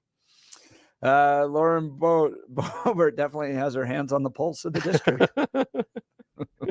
Nicely done. Very, very nicely done. There are layers to that joke. That is fantastic. Layers to that joke. All right, give us a call. Let us know. Who are you supporting in CD4? Is Lauren Bobert done? Can she convince you? What would it take for her to convince you that she should be your representative? 303-696-1971, 303-696-1971, or text us on the 710 KNUS app. Speaking of great Americans, Mitch Floria at the Art of Granite. I know you're thinking about a kitchen or bathroom remodel for this year. And the first call you need to make is to the Art of Granite, creating the perfect kitchen or bathroom countertop. It's all about understanding your needs and personal style. That's why communication is key. Mitch Floria is the master craftsman with the Art of Granite and works with his team of highly skilled craftsmen, each with their own unique experience to help bring your vision to life. From single residential installations to large-scale projects, Mitch and his team at the Art of Granite will listen to you and get you what you need. Mitch provides granite, marble, quartz, and other materials from his own warehouse in Denver West at wholesale prices with no markup, so you can get the most for your budget. Mention KNUS and receive a bathroom countertop free with the purchase of your fantastic new kitchen countertops, or get a kitchen or bathroom sink free with the purchase of any countertop package. Schedule a consultation with Mitch and visit his beautiful showroom in Denver West. I've been there. It's awesome. Lots to choose from, or call Mitch at 303-386-5919, or you can visit his website at theartofgranite.com to start dreaming about your new countertops. That's theartofgranite.com. As I've said before, Mitch has a framed copy of the Constitution and Declaration of Independence right next to his desk. He is a true American. Very proud to represent Mitch. All right, you're listening to the Jeff and Bill Show. News Talk 710 KNUS.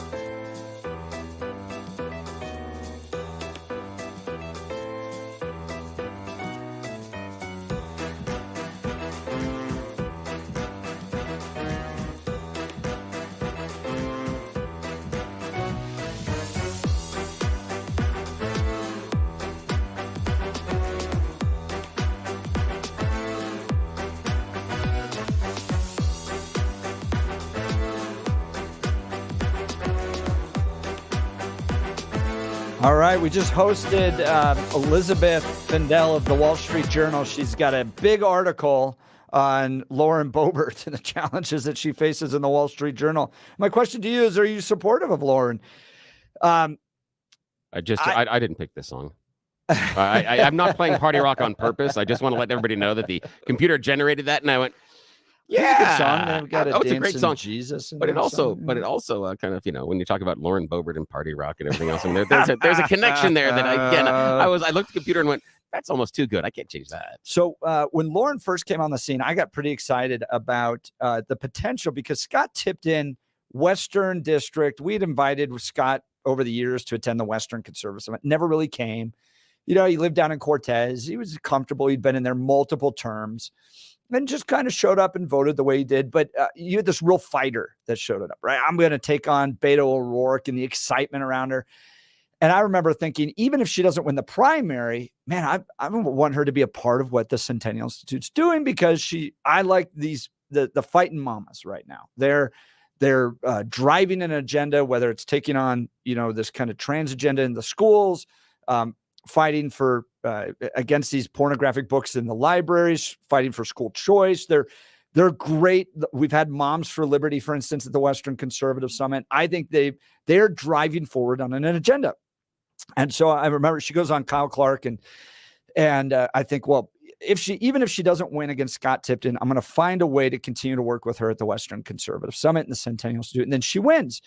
And this was right around COVID. And so we had to do this kind of hybrid Western Conservative Summit where we did speakers on stage, but then we're also going to create these documentaries. So we went up and filmed her at a gun range, had a great time, took a whole bunch of donors up there, had fun. And then we filmed her at Shooter's Grill. And we took about 35 people to Shooter's Grill and all got prime rib after spending all day at the gun range. And she goes up to the film crew. We had a female director that was putting together this documentary. You can see it on the Centennial Institute YouTube page. And she goes, I need a hairband. She didn't have a hairband. So she grabs a hairband from the director, puts her hair up in a ponytail, and goes and cooks 35 people prime rib. Wow. 35. And I was sitting there going, when was a lawmaker ever made you dinner? That was amazing. And we all had fun and we had this great conversation. It was a nonpartisan. It's not about electing Lauren Bobert or anything, but she's a lawmaker. She's a leader. And we did a whole documentary on the Second Amendment, the importance of the Second Amendment, why the Black community should embrace the Second Amendment, all that type of stuff. So, and then she came and spoke at 2 additional Western Conservative Summits and was our #1 top rated speaker. And then Beetlejuice happened, and it was that was rough. And as I said with Elizabeth Findell, the challenge was you had somebody that put themselves up as a religious leader, right? For all the challenges you have with Donald Trump, he's not claiming the mantle of being a religious leader. Lauren Bobert was, and if that was a pastor acting like that, or the leader of a Christian school acting like that, they would have been terminated. On a side note, when you talk about that with the religious leader, I hesitate bringing this up, but there was a moment in Lauren's past that I looked at and went, wait a minute, hang on a sec, and made me take a second look. Yeah, and what was that? And I this is hard for me because I'm not sure. I would like to give her the opportunity to respond, but I looked at this and went, I don't think you're where you and I, Jeff, think that she should be based on her faith. And here's the example. Okay. She was in church and she was reading. And she gets to a passage that talks about the Roman destruction and going around and what was going on and just the debauchery and some things. And she refers to the wanton destruction. And she stops and says, well, I don't know what that is. I'm going to have to go and I'm going to have to research that. That sounds just silly. And for me, I mean, this is very hard for me personally to do. But for me, that stopped my brain right there and said, you've never encountered that in the scriptures before.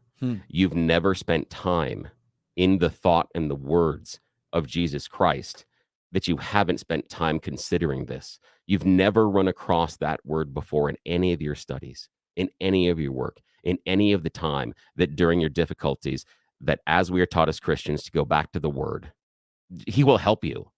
But that to me do. showed that she never encountered that. No, I do think her faith is genuine. I mean, she's genuine, yes. Taught Bible studies in prison and has devoted that portion of her life. I'm not saying it's genuine. I'm not saying it's not genuine. Yeah. What I'm saying is it gives me an insight to where it is and where she is on that path and that journey. And to me, the idea that she came across that passage and she hadn't encountered it in that way before, because if she had, she would have explored the word. She would have looked at what that meant. She didn't. So for me, it tells me that, yes, while her faith is genuine, I don't think that she has internalized it where she needs to be. I don't think it's in her heart at the point where it needs to be. I don't think that she is leaning into the lessons we take from Jesus the way that she needs to be. But that's my own personal opinion. And I'm struggling right now internally to think about whether or not this is fair to make this commentary on air, because I'm not certain it is. But it's where my heart is and is what I believe and is my opinion. And she can come in and talk about it, and she may not want to at any point in time. She may never talk to us again because of this, because it's my fault.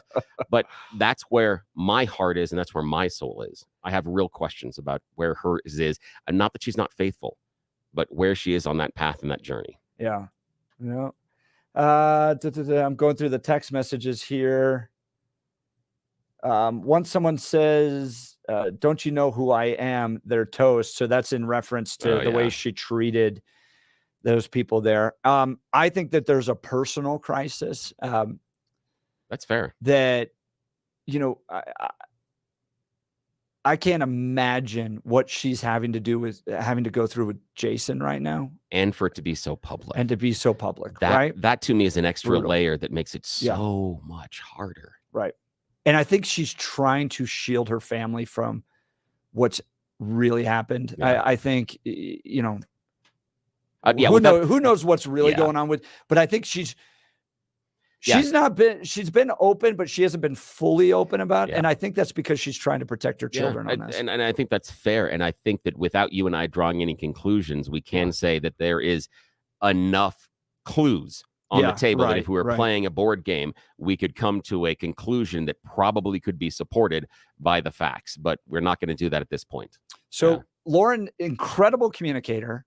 Oh yeah. And as somebody who pays people for speeches every single year, people don't get on airplanes for free and donate a whole, unless they're candidates, which they're not allowed to get paid, or elected officials are not allowed to get paid. But I deal with paid speakers all the time. Yeah. She's phenomenally talented. She has piles of charisma. And she could go make a fortune. She could absolutely go make a fortune on that. So that is an honest question I have for her. Why not do that?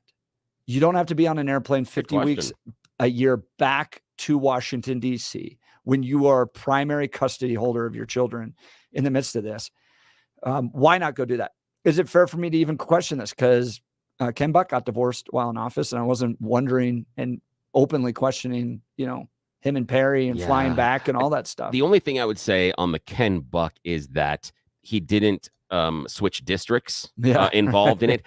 And I think that his divorce was, at least on the surface from what we saw, more amicable. And I think that the conflict that is having inside of Boebert's personal life that unfortunately is public, and it's awful that it is public, but it is. I think that adds an extra layer that makes it much more difficult. Let's go to Frank in Golden, line 1. You're on the Jeff and Bill Show, News Talk 710 KNUS. Good morning, Frank. Hey, how's it going, you guys? Good. How are you, man? I was when I was listening to you guys just a moment ago, I was a little bit taken aback by using the phrase complexity with Lauren Bobert, because I don't think that she's a human Rubik's Cube at all. I think that she's entirely superficial. But I am a little bit more sympathetic in listening to things that you guys were discussing. I think that fundamentally she's basically an inch deep and not a wading pool wide. I really think that's what she's about. And she puts on different uniforms depending on who she's in front of. So it's almost like changing clothes for her. This is who I am here. This is who I am there. And that's because that's what's expected of her. And I think that's difficult. And that does make her, that's where I'm a little bit backing off of my complexity comment, because that does make her a little bit complex. And she is managing a bunch of different problems all at once. So I'm sympathetic with her, but it doesn't mean I support her. I mean, I still think fundamentally that's what she is at her core. She's just superficial. Now, is what it amounts to. Frank, that's a really good point, and I like where you're seeing this from. But I have a question for you, based on the idea of the changing of uniforms. Is that something that we almost see with every politician, regardless of Republican or Democrat? Do they change? Sure. Yeah. So does that make her an 100% anomaly? sure. Does that make her an anomaly, or does that just make her a dyed in the wool, or the idea of a politician's politician? Has she just learned the game? Well, that's a component. I think it's a component anymore of the job description. It's what it's. If you were to write a job description for what a politician has to be, in particular, I think a House of representative, that's part of it. And I look, how far do you have to go anymore to see this? It's was it any different with George Santos? It was more obvious with him. Was it any different? Is it any different right now with Brittany Pedersen? No. I mean, aren't these people all more or less cut from the same cloth? And I don't. My thing is that I guess then my problem is that I don't want it to be part of the job description. I want complexity where that's removed from the candidate, because I don't want somebody who's just gonna, show up and say what they think I want to hear. I would like it to be more genuine. And I am concerned, Billy, about like what you pointed out with Lauren. I forgot about that instance with the wonton phrase where she clearly had never seen or heard of it before, and encounters it only upon reading one time in front of people. And is this what we get? Is this somebody who she may have faith when she's wearing her faith clothes, but I don't think she really. I don't think she's ever in faith. You know what I mean? That's interesting, Frank. She wears. Let's explore that just for a second. That could that dynamic. Whether or not it is fair, true, or correct at all, but oftentimes the perception is reality. Could that perception of Lauren moving into the district and just putting on the uniform to tell the voters what they want to hear in order to maintain her job, could that be some of the hurdles she's facing inside of the district? Absolutely. And that's exactly what she's doing. I mean, her actions right now are exactly reflective of who she is.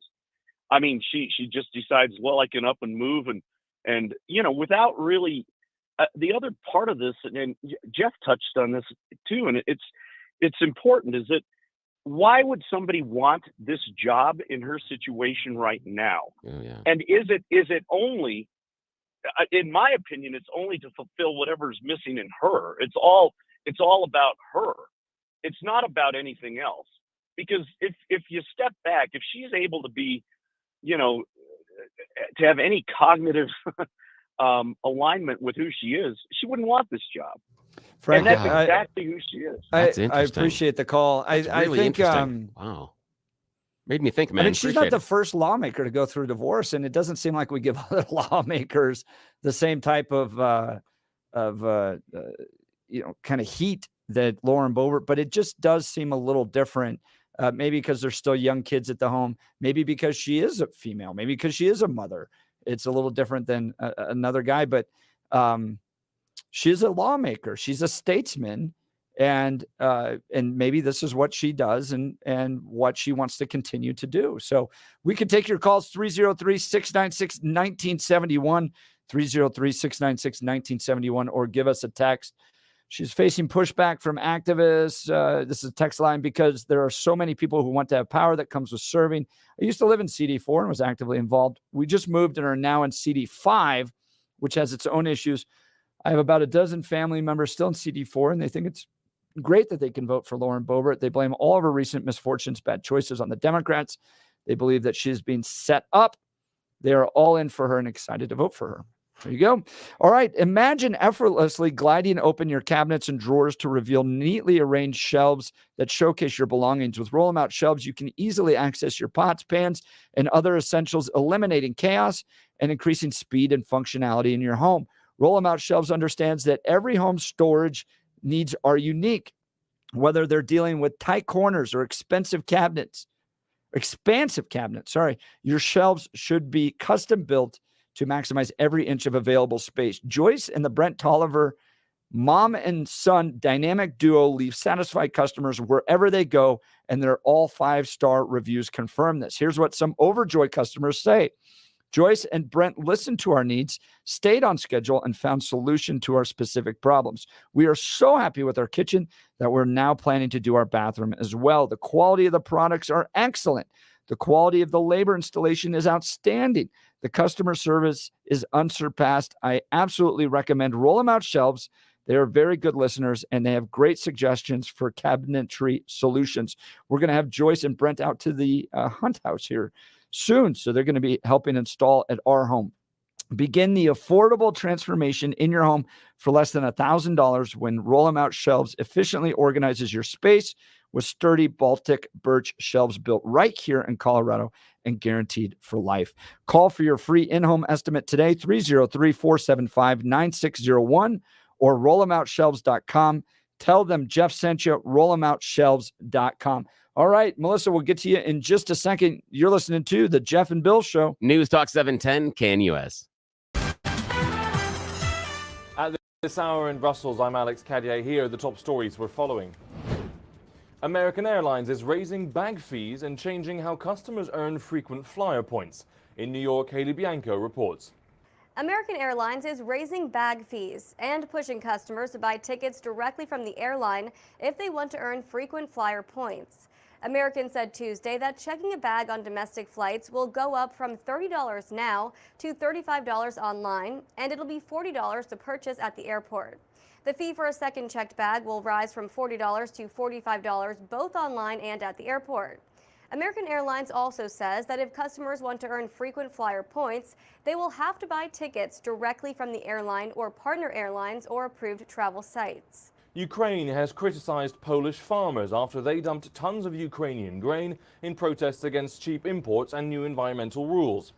Kyiv has urged the European Commission here in Brussels to take robust action and said that the protests would hurt Ukraine's economy and hinder its ability to push back Russia's invasion. The farmers are protesting for a number of reasons, including new green rules they see as burdensome, rising costs, falling prices, and cheap imports from abroad. The Polish government has said it hopes to resolve the issue through talks with the farmers and a deal with Ukraine. And that's what you need to know at this hour. I'm Alex Cadier in Brussels on Salem News Channel.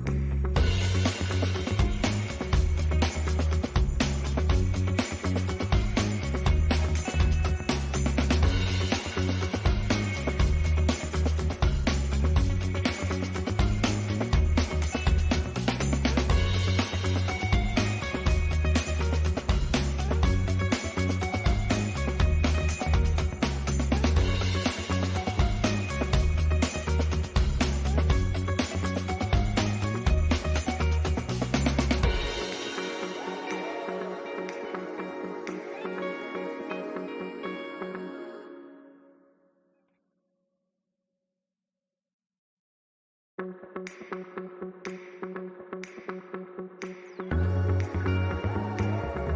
right, text messages coming in. As far as Lauren Bobert, you know, I wear many different suits, and it depends on where I'm at and what I'm doing. I think that has nothing to do with how well she can do her job. That's a response to a previous caller. Lauren Bobert is a warrior for American conservatism. That is all I care. We are in a war, and we need warriors. So would love to explore that. That's interesting. Yeah, feel free to give us a call. 303-696-1971. 303-696-1971, or text us. Lauren Bobert front and center in a new primary campaign at CD4. Jeff, I got a text message off the air that our friend Peter Boyles is going to be having the Palestinians back in studio on Saturday during his show. It was very lively, very interesting discussion. So get your text messages, your calls, and everything else ready, because Pete and the Palestinians are back here on KNUS I've heard Saturday. them before. It is quite spicy, my friend. Yeah, it is.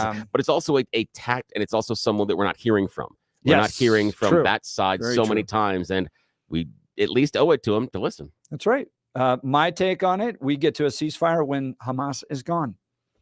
That's fair. I can get there too. That is the ceasefire we have, and not the Palestinians. If you didn't support Hamas, you're fine. But if you are a Hamas supporter, that's when the ceasefire comes. The intertwining of the two is real difficult for me, and I got a real problem with it. You're listening to the Jeff and Bill Show. News Talk 710, KNUS.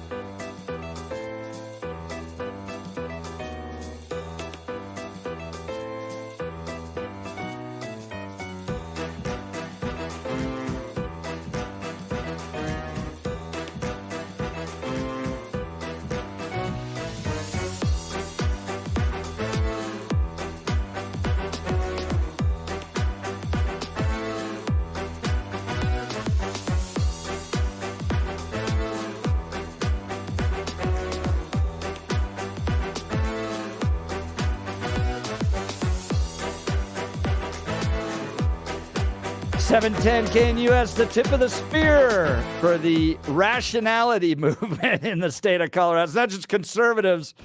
It's being rational and not crazy. So glad you're joining us. My name's Jeff Hunt. Bill Thorpe. Hello. On Good 710 morning. KNUS. Let's go to Blake Olson with the news. Good morning, Blake. Hey, good morning, Jeff. Great show. 44 and sunny in Denver. Going to be another spectacular day up and down the Front Range. Expecting highs in the low 60s today. The 710 5-day forecast is coming up. Our top story, Colorado Representative Richard Holtorf introducing a bill to enforce federal immigration laws here in Colorado. He joined Jeff and Bill this morning. The big thing for me is public safety and criminality. We literally have in one report, one person was arrested 8 times for shoplifting and theft, was released under the progressive left's catch and release program 8 different times for shoplifting and theft, and was booked and released and just competed to reoffend without a care, and probably is going to continue to do it again. Holtorf says that citizens should be saying enough is enough concerning illegal immigrants in the state. 25-year-old student Nicholas Jordan, the suspected killer of 2 students at UCCS, is being actually 2 people at UCCS. One student, actually his roommate, he's being held on $5 million bond. A flight from San Francisco to Boston was diverted to DIA last night. One of the wings had a damaged slat. It was a safe landing. Wall Street Journal reporter Elizabeth Findell wrote an article about Lauren Bobert attempting to save her brand after the Beetlejuice disaster. She's now running in Congressional District 4, and Findell heard pros and cons from potential voters. I also encountered 1 or 2 people who had said they were skeptical of her move to the new district, but they could be convinced, and they wanted to be convinced that she fits in Eastern Colorado and that she kind of fits in with the district. Findell joined the fellas this morning. Former President Trump continues to compare the death of Russian opposition leader Alexei Navalny to his own legal troubles. Form of Navalny, it is a form of communism or fascism. He said it's happening here in our country, too, when asked about the civil fraud trial verdict ordering him to pay $355 million. Once again, Trump, as you just heard it, called it a form of Navalny. House Republicans are grilling President Biden's brother behind closed doors today. James Biden is testifying before the House Oversight and Judiciary Committees as a part of the impeachment inquiry into the president. GOP lawmakers claim the president improperly profited from his family's overseas businesses dealings while vice president in the Obama administration. Tonight's Powerball jackpot sits at $348 million, just $7 million short of what New York wants from Trump. 40 in Lakewood, 42 in Littleton, 44 in Denver, 24th ranked CSU at the pit tonight to take on New Mexico and the Avs. 3-1 victory over the Canucks last night. That is 2 straight victories for them. Jeff and Bill continue in the 9 o'clock hour. Blake Olson, News Talk 710 KNUS.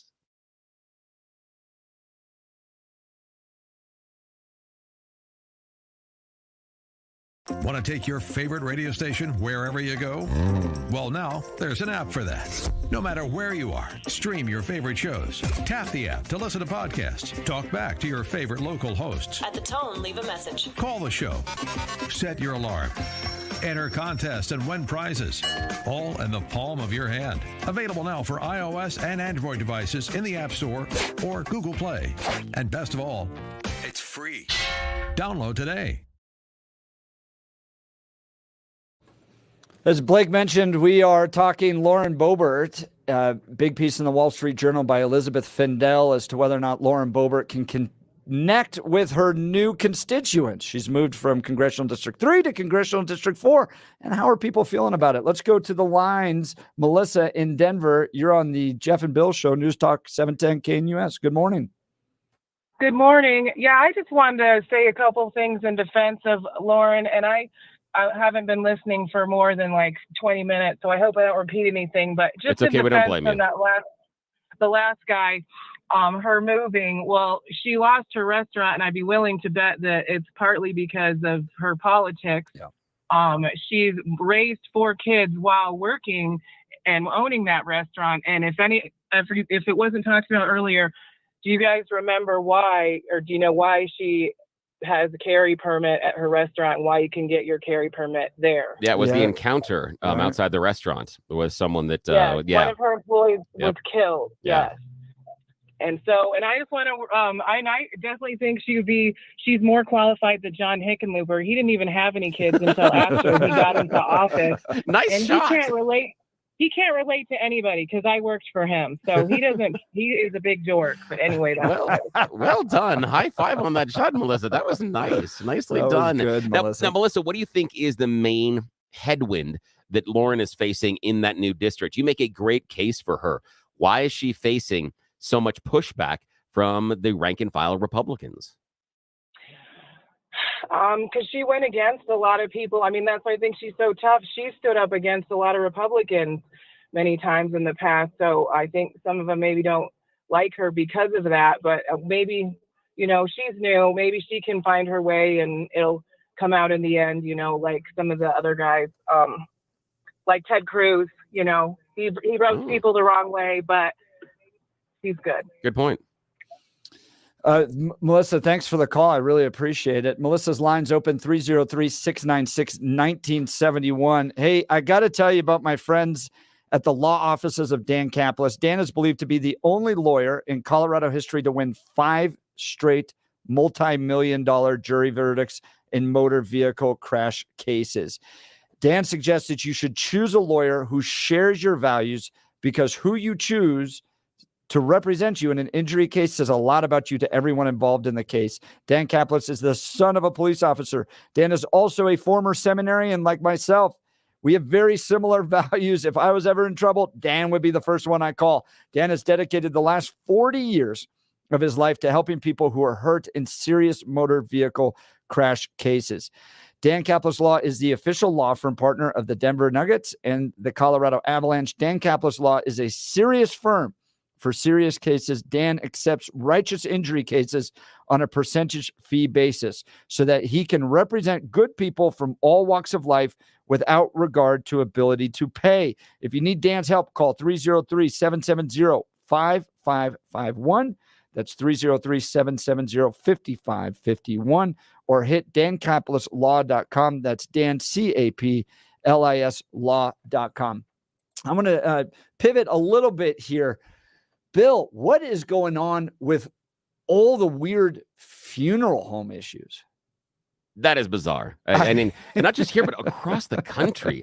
I mean, just things about, I talked about it the other day where they're thinking in another state about changing the rules of human composting. Because who's composting grandma in the backyard? Well, the state of Denver is. I know. State of Colorado is. That is the scary thing. That was a bill that we actually brought in because it has to do with like religious freedom issues. That if you and your own personal values feel like you want to be composted, you should be able to. And I'm like, I've told my kids weekend at Bernie's me. I'm thinking, ideally, leave me around, get me into shows, whatever it helps you with. And then what you need to do is dress me up like Evel Knievel, give me a helmet, and just decide whatever you want to and just push me into traffic someday.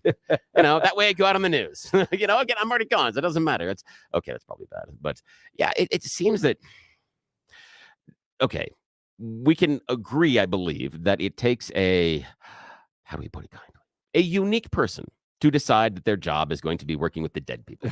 That's something you're wired a little bit differently, and I appreciate it because I don't want to do it. Somebody's got to do it. Yes. Somebody's got to do it. So I appreciate that. So here's from our friends at Colorado Politics. Colorado lawmakers under pressure to regulate the funeral industry after urns and body found in Denver home. Lawmakers at the state capitol face increasing pressure to develop policies to get the funeral industry back under more stringent state regulations after the discovery of remains and a body left in a hearse in Denver last week. The incident marks the latest in which authorities said the bodies or remains of people have been improperly stored by funeral homes or individuals who work in the industry. Lawmakers are preparing 3 bills which should surface within the next few weeks. The first bill would be tied to a sunset review of the funeral home and crematorium industry. The House Business Affairs and Labor Committee is scheduled to tackle that sunset review on Wednesday. Lawmakers are likely to decide on legislation enacting the recommendation of the review. During the hearing, Representative Matt Soper of Delta is expected to carry those proposed changes. According to a report from the state's Office of Policy Research and Regulatory Reform, part of the Department of Regulatory Agencies, some 220 funeral homes and 77 crematories are registered under DORA's Division of Professions and Occupations. The Sunset Review noted that during the fiscal year, the office received 46 complaints about funeral homes and 4 against crematoriums. The director took 6 disciplinary actions against funeral homes in that same period. Here's a question I have for our listeners, at 710 KNUS. Have you had a really bad experience with a funeral home or a crematorium? It's something that it lines up with some of these news stories that are coming out where you just have some of them selling body parts.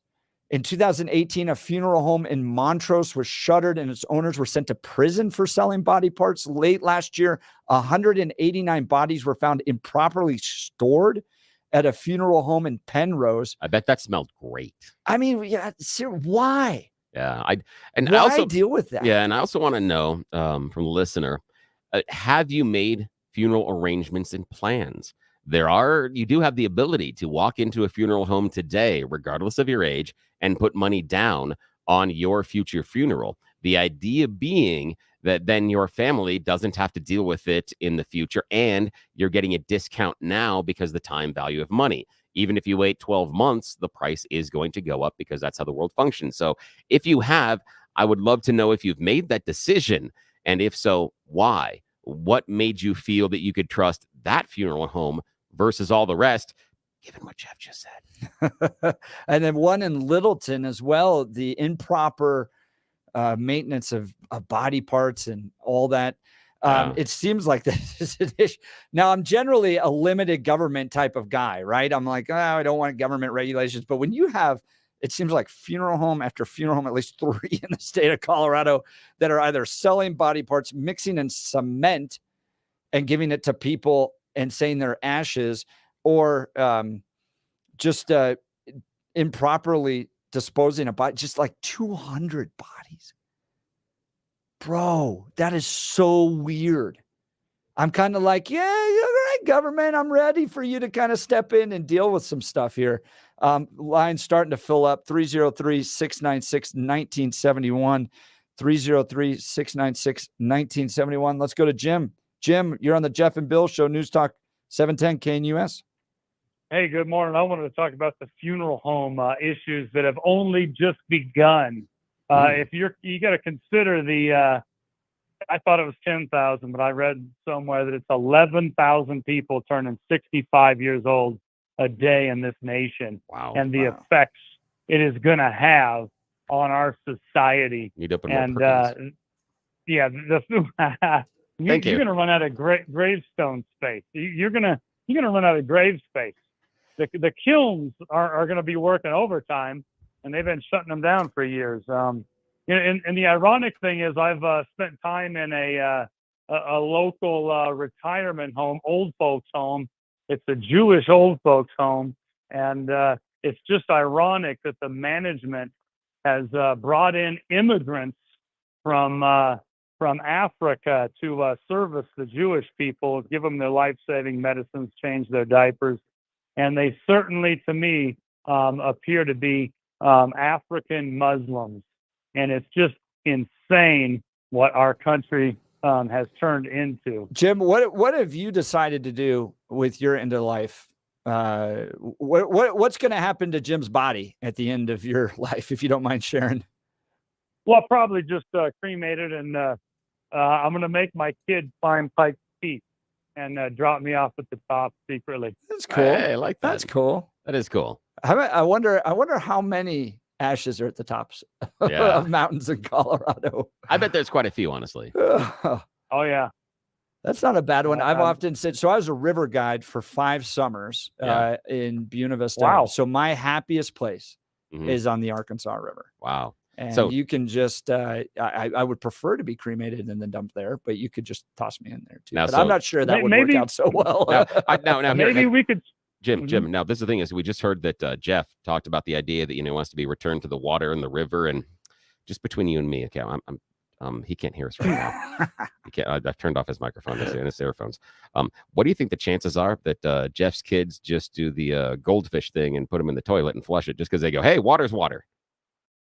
Oh boy, that's not very nice. I'm I'll bet teasing. you- Yes, I know it's not very nice. I'm teasing my friend Jeff. Yes, I am. Here's what we do. And then, so we live on septic. So that means Jeff is just hanging out in the backyard. Hey, but again, they can say we can go visit Dad in the backyard. See, now we've completed the life circle here. They can just put they can put like a gravestone out there. And okay, that's bad. I apologize, sir. You're my friend, and I apologize. I couldn't help that one. I couldn't help that. Sorry, there's something wrong with me. Well, here's what we do. In the spirit of free markets, we start out a service, and we get these Venezuelans that are coming over the border to do the hard work, right? Because our kids don't want to climb a mountain or take us to the river. They do the jobs that nobody else wants. Yeah, there you go. And we give them driver's license like Bill Owens did in the 90s or whatever it was, so they can go and drive our leftovers and dump them places, and we'll pay them, whatever the going rate is, right? Yeah, that's good. Jim, I appreciate the call. That's definitely a new angle on they will do the work that nobody else wants to do. That's interesting. Hike your ashes up to the top of a mountain and drop them for your family. Hey, if you're losing your hair and you need a simple solution that works, you want the best modern technology with top-rated physicians, something that's guaranteed to work. Guys, you need Dr. Tanya Pauls and her team at Advanced Hair. They've completely redefined hair restoration, from the experience itself to their unmatched results. Receding hairline, bald spot, thinning hair. Address them all with Advanced Hair's simple one-day treatment in a calm, relaxed environment with the most experienced professionals. Advanced Hair has performed tens of thousands of these breakthrough treatments.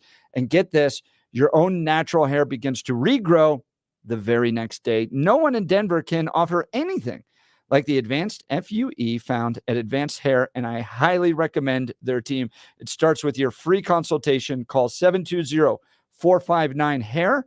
If you qualify, you'll also get $250 off and 250 free hair grafts. Refine your hairline with a team that's redefined hair restoration. 720-459-HAIR or advancedhair.com. That's advancedhair.com. So a few years ago, what we're talking about is this headline in Colorado politics. Colorado lawmakers under pressure to regulate the funeral industry after urns and body found in Denver home. You've got this problem down in Colorado Springs, like nearly 200 bodies just held, mismanaged, and the description is just horrible. We're not going to get into the details of it, but suffice to say, soupy was one of the descriptions I think they used. You have a funeral home on the western slope that was replacing ashes with concrete and then selling the body parts and giving those to people. And now you have one in Denver where you have human bodies and remains, and guys, and the funeral home director taking body parts home and stuff like that. He had a body for 2 years in his garage in the hearse. I just...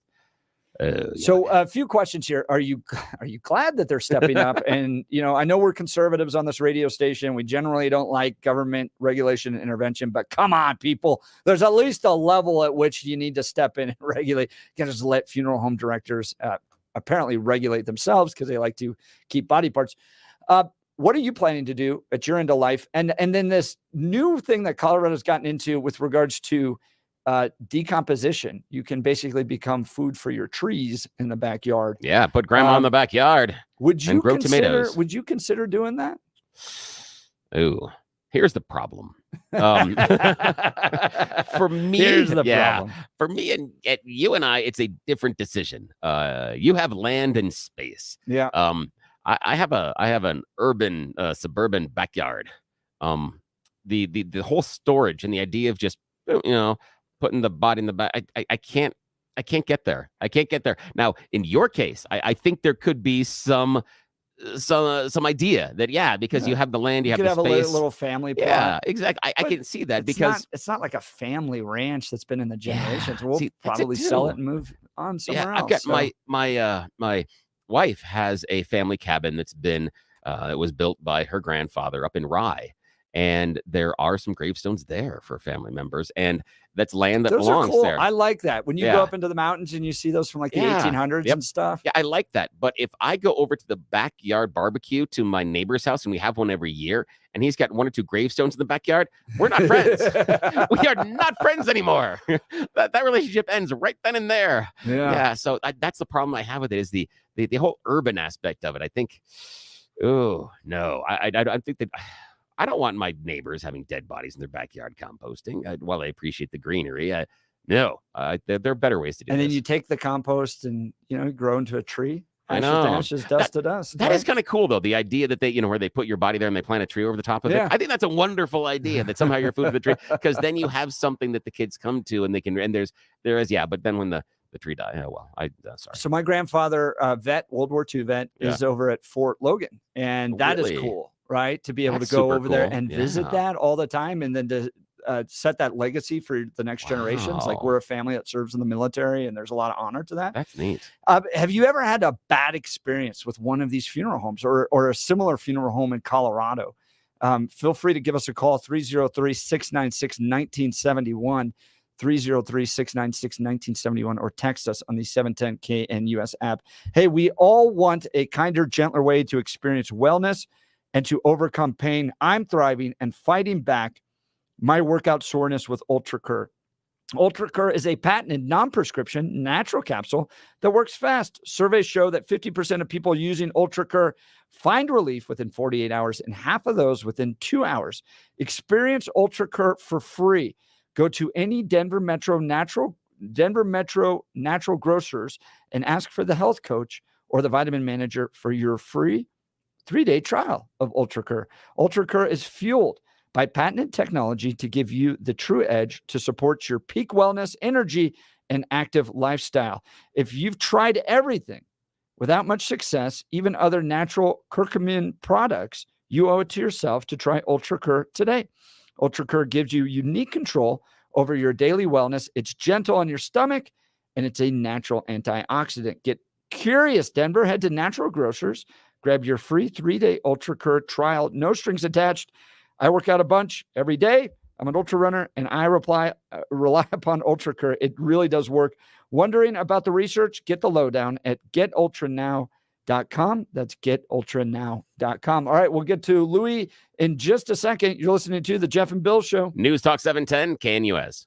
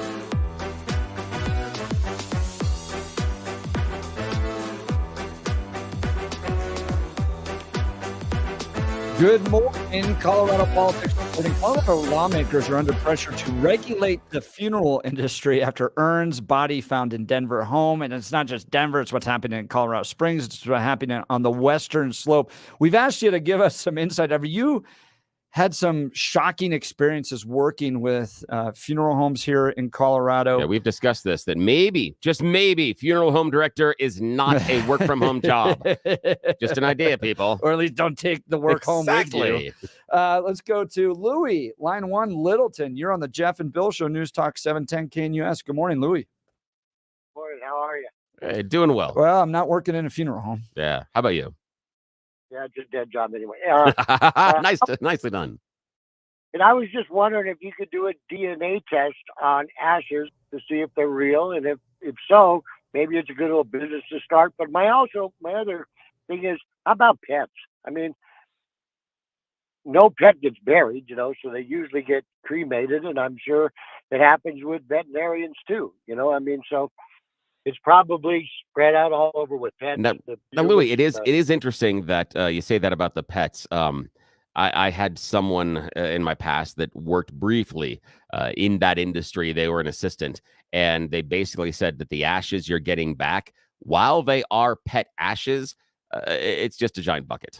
They say it's not the burnt ashes from your particular pet. So they say while it means a lot emotionally, the chances of them being the actual ashes from your particular pet is slim and none. And I've heard that just basic reading that you can do some DNA testing on ashes, but it is problematic based on the heat, and the breakdown is possible of some DNA strands that you may not have complete samples, and there may be some problems based on the heat that it could be done, but it's difficult. I'm a little confused.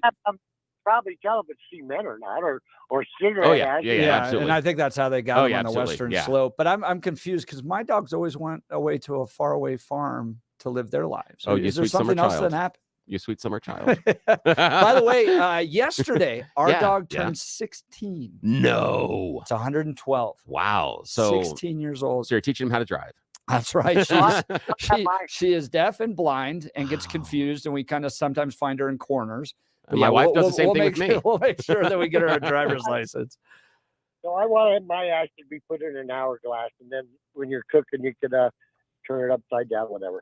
That's a beautiful idea. That is really beautiful.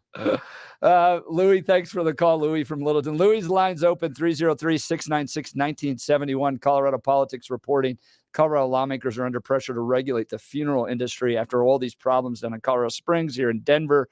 I think nearly 200 bodies improperly stored down in Colorado Springs.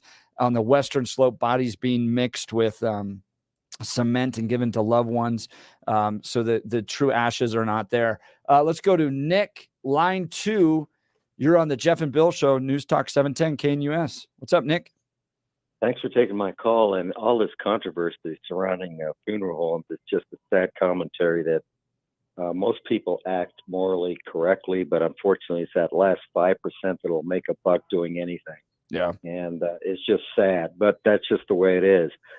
Personally, I'm going to donate my body parts because once you're dead, you certainly don't need them. And then I'd like to be stuffed and mounted over a mantle, and anybody wants to shake my hand, they can. It'll still be there. There was a whole piece, like a little mini documentary on this dad that was a science teacher, wanted his bones to be kind of mounted and used in the high school that he taught in. And it was this giant journey that the daughter had to go on in order to make that happen. But for a lot of people, Nick, that's true. I mean, we've got text messages here. My destination is the back 40 at the Forensic Investigation Research Station. It's part of the Forensic Anthropology program at Colorado Mesa University, aka the Body Farm. Wow. I was kind of envisioning the thing that, they'd take the body out, hide it in the woods and say, hey, let's see if we can find you. I'm going to be in the back 40. I'm like, wait a minute. But that's interesting. I guess they can then analyze decomposition over time. Yeah. And then when they do find a body that's not supposed to be out in the woods, they can, compare and contrast and see how long that body's been there. That's interesting. Yeah. So Just Nick, as an aside, go ahead. This is an aside, like in Germany, where the people per square mile is much, much denser than the United States. They bury people 5 and 6 deep, and then they just have to move them because they just don't have the room. Wow. Yeah. Yeah. I imagine that happens. They just don't have the room. Huh. Well, Nick, I appreciate the call. Thanks, Nick from Denver. Again, we're talking about the effort at Colorado down at the state capitol to have to deal with some of the funeral industry. And Nick was right in the sense that I'm betting that a vast majority of those that are funeral home directors in the state of Colorado are doing fine work, working with families in the midst of a huge crisis in their lives, and they're there to care for them and carry them through the situation. But there are at least 3, one down in Colorado Springs, one in Littleton, and one on the Western Slope that are just horrific. And as a result, there's a strong push down at the state capitol to deal with it. We'll get to Bob in just a second. Men, if you've heard a lot about how treating low testosterone can improve your sleep, your workouts, your energy levels, and more, but I want to talk to you about your love drive, because low testosterone can have a significant impact on your desire for intimacy. And if you're in a relationship or wanting to be in a relationship, a low love drive can really be a problem. There is good news. Go to RockyMountainMen'sClinic.com, RockyMountainMen'sClinic.com, and take the low T quiz on their website. It's a simple 10-question quiz with yes or no answers. It only takes 2 minutes. Then schedule a consult with Rocky Mountain Men's Clinic. A Colorado licensed medical provider will review your results with you and discuss your options. Cost of the appointment is only $99, which includes medical consult, T, and PSA test. If you sign up for testosterone treatment the day of your appointment, your visit is free. Rocky Mountain Men's Clinic has served the Front Range of Colorado for nearly a decade and successfully treated tens of thousands of men. Gentlemen, get it taken care of. Call them today at 720-440-7900. That's 720-440-7900, or visit RockyMountainMen'sClinic.com, RockyMountainMen'sClinic.com. Let's go to Bob in Lakewood. You got a story of a funeral home. Welcome to the Jeff and Bill Show. I grew up with my family owned a burial company, and they still do in Michigan. Interesting. Did you grow up having to work there and dig the holes? No. I'd go up and visit my uncle every now and then. They were about 45 minutes away. I got to play in all the cemetery vaults and everything, and watch some of the stuff that they did. They didn't actually have the funeral home, but they did sell caskets, and they dealt with the people, and they ended up opening up a crematorium too. And I've watched a cremation, which is pretty bizarre to begin with. But, really? Oh man. Oh yeah. But they started that in like 1908. They've been in business that long, and they still do that. They do the majority of upper. Michigan's like a mitten, so about halfway up towards the top of the state. They do a lot of burials. And they're pretty interesting. Note And, to my self: cousin, don't go to that part of the state. He got to know all these people. Man, he got so many antiques that were unbelievable. Really, just unclaimed from the families? Well, Or just he given? would just meet the families, and they just say, "Well, we're getting rid of this." Yeah. And he'd go, "What do you want for it?" "Well, we don't care what about it. Just take it, get rid of it." So he's got so many unbelievable antiques over the course of time. But it was an interesting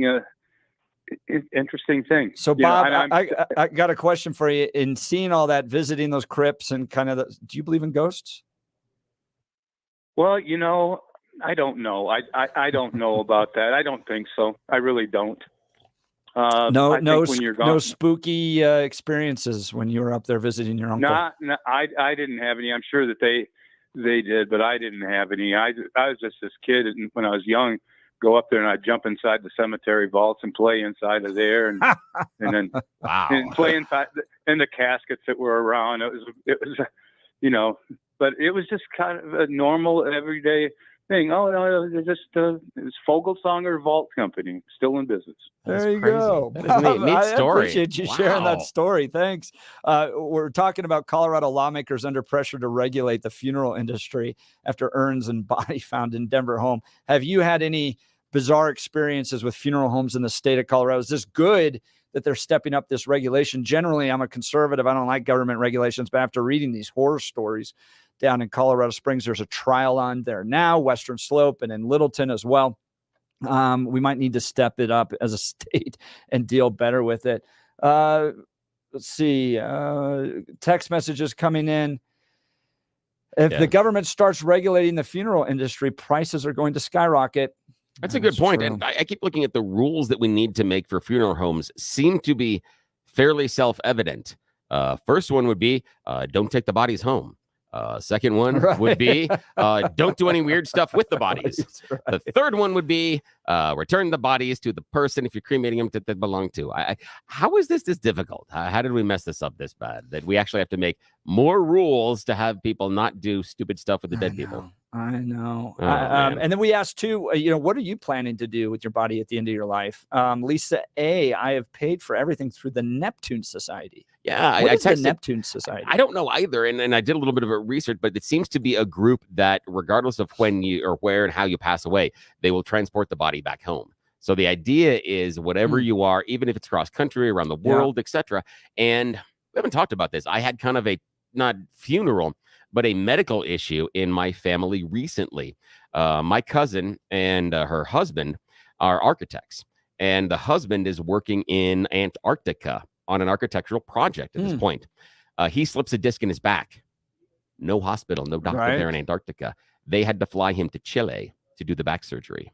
Luckily, and again, you go, but luckily, that particular surgery in this particular hospital in Chile is fantastic. That's why they took him there rather than Venezuela, Brazil, other choices. But that's kind of the idea. So that's my understanding of the Neptune Society is if something like that happens, they then make sure that your remains are come home. Because I can see that being a real issue, that if something for whatever reason, God forbid, goes wrong and you're not near home, they don't just donate that to bring you back home. That is, you gotta pay for it. I hadn't even thought about that.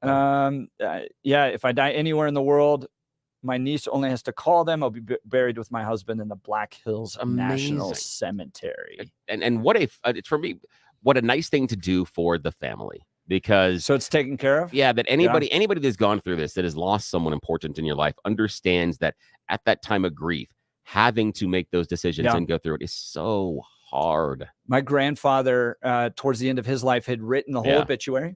Will. Wow. It was all there, exactly what he wanted, all that stuff. So you just literally grabbed a folder and it was done. That's nice. That's nice. I always talk about how I really would prefer to pass like my grandmother in her sleep rather than the people that were in my grandfather's car yelling and screaming as he went over the cliff. No, I'm kidding. I was gonna say kidding. that really happened. No, that didn't happen. No. Tell us what you're planning to do in light of this, and if you've ever had a run-in, a poor run-in, or maybe a good run-in with a funeral home, or if you're a funeral home director, what do you think of this new law? Good run-in. These proposed laws that may be coming down at the state capitol. Is this good for the industry or not good? Imagine, or give us a call, 303-696-1971. 303-696-1971, or text us on the 710 KNUS app. Imagine effortlessly gliding open your cabinets and drawers to reveal neatly arranged shelves that showcase your belongings. With roll-em-out shelves, you'll easily access your pots, pans, and other essentials, eliminating chaos and increasing speed and functionality in your home. Roll-em-out shelves understands that everyone's home storage needs are unique. Whether you're dealing with tight corners or expansive cabinets, your shelves will be custom built to maximize every inch of available space. Joyce and Brent Tolliver, the mom and son dynamic duo, leave satisfied customers wherever they go, and they're all 5-star reviews confirm this. Here's what some overjoyed customers are saying. This is a top-notch company, excellent product, excellent services, and installation. We had shelves installed in the laundry room and kitchen. Makes a world of difference in accessing items. I highly recommend them. Life-changing. So much wasted space in our kitchen cabinets. My space has literally tripled, and I'm so happy. Joyce and Brent listened to our needs, stayed on schedule, and found solutions to our specific problems. Begin the affordable transformation in your home for less than $1,000 when Roll-em-Out Shelves efficiently organizes your space with sturdy Baltic birch shelves built right here in Colorado and guaranteed for life. Call for your free in-home estimate today, 303-475-9601 or rollemoutshelves.com. Tell them Jeff sent you. RollTheMountShelves.com. All right, you're listening to the Jeff and Bill Show. News Talk 710, KNUS. At this hour in Brussels, I'm Alex Cadier. Here are the top stories we're following. Police in India have fired tear gas at thousands of protesting farmers who are trying to march to Delhi along a highway 125 miles away from the capital. Farmers armed with cranes and excavators say they will break through the barricades if security teams continue to block their march. Priyata Brajabasi reports from Delhi. Here at one of Delhi's borders, security has been hiked as the city braces for the arrival of tens of thousands of protesting farmers from neighboring regions. Their talks with the government failed over the weekend.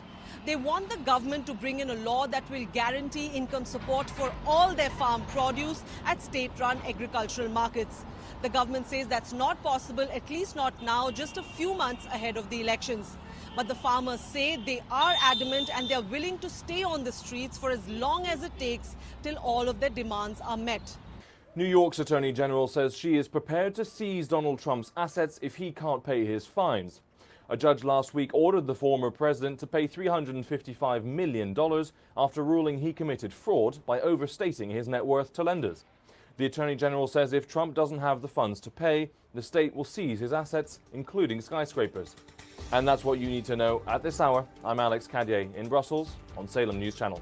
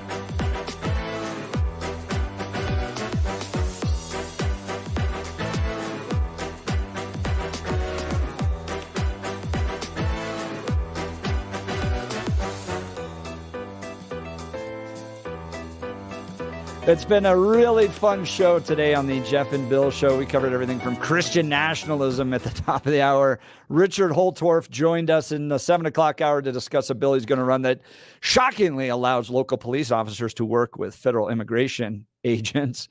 Elizabeth Findell joined us in the 8 o'clock hour. She's a reporter with the Wall Street Journal, and she followed Lauren Bobert around to see what voters are feeling about Lauren Bobert. And had a great interview with her in the 8 o'clock hour. By the way, still text messages coming in on this, and I think this is a really good one. As a believer myself, I certainly pray and hope that Lauren's faith is genuine. It's just that there's a lot of instability and odd behavior going on, and I'm starting to think of her in the same way I do Tina Peters, a person that appears to have issues and shouldn't really be running for office right now. Just saying you're a Christian shouldn't get an automatic vote from a conservative, but sometimes it does. I thought that was really insightful. That was is good. You're praying for her, you want her to do well, but it's not always the best time to be in public leadership. Yeah, it is. And it's those struggles about, when you're going through those crises, where is the focus? And also the strain it puts on your familial relationships, just based on these crises being so public. And I think it is a fair question, not a criticism, but a fair question of if her kids need a new start. Isn't this necessarily the best way? I can agree with moving, but we all know the time commitment of someone involved in a job in Washington. And what does that look like going forward? And I think that's a fair question, not a criticism, but a question. It's why I'm not running for Congress. I mean, honestly, I'm not going to put my kids through it. Yeah. And maybe when they get out of house and we're older, my wife can go be the next Margaret Thatcher. But until then, we're sticking at home. I was approached a couple of times to run for some lower level offices. That'll surprise the audience quite a bit. And can you imagine why I said no? And I would never, ever run for office. Now, Jeff, knowing me as you do, why do you think that I would say no? What would be the difficulty with me running for a public office? I don't think you'd think you'd like to be told what to do. Yeah, so getting a call from whatever party leader you've got to get a call from, you're not going to like dealing with that. But I think you like exploring issues and just doing constituent work day after day. The only guy I've ever seen that really loves constituent work, is built for it, is Mike Kaufman. Oh, yes. Where he goes, you know what? I'm going to wake up today and answer emails from constituents, and I can't wait to do it. I'll tell you this. I have run into Mike in a number of different just regular settings, not going to events or anything else. I'm talking about grocery stores, restaurants. Yeah. And I have sat and I've observed him lean into that. And the idea being, okay, at a restaurant, he's waiting to pick up his order. He looks around and he just starts to go over and talk to people. Hi, I'm this. And what do you think about... No politician does that. And you're absolutely right. I would have a real issue with people telling me what to do. I would enjoy the constituent work. The other part is, and I know this is going to be a huge surprise to the entire audience, I can be a little acerbic and angry. I sometimes when I'm out in the public, I'm not always on my best behavior. I try, but I have no problem calling out your kids and saying your kids are acting like asshats.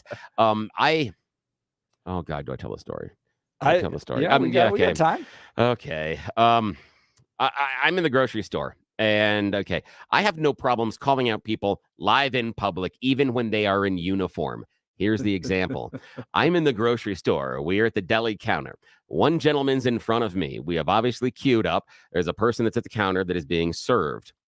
A very nice fireman wanders around the deli area, sees where we are, works around the meat case that is right next to us, and looks in there, and he even has to navigate around the gentleman that are standing there in line, and goes over, and then he stands on the other side of the meat case, which is about 4 feet, maybe that.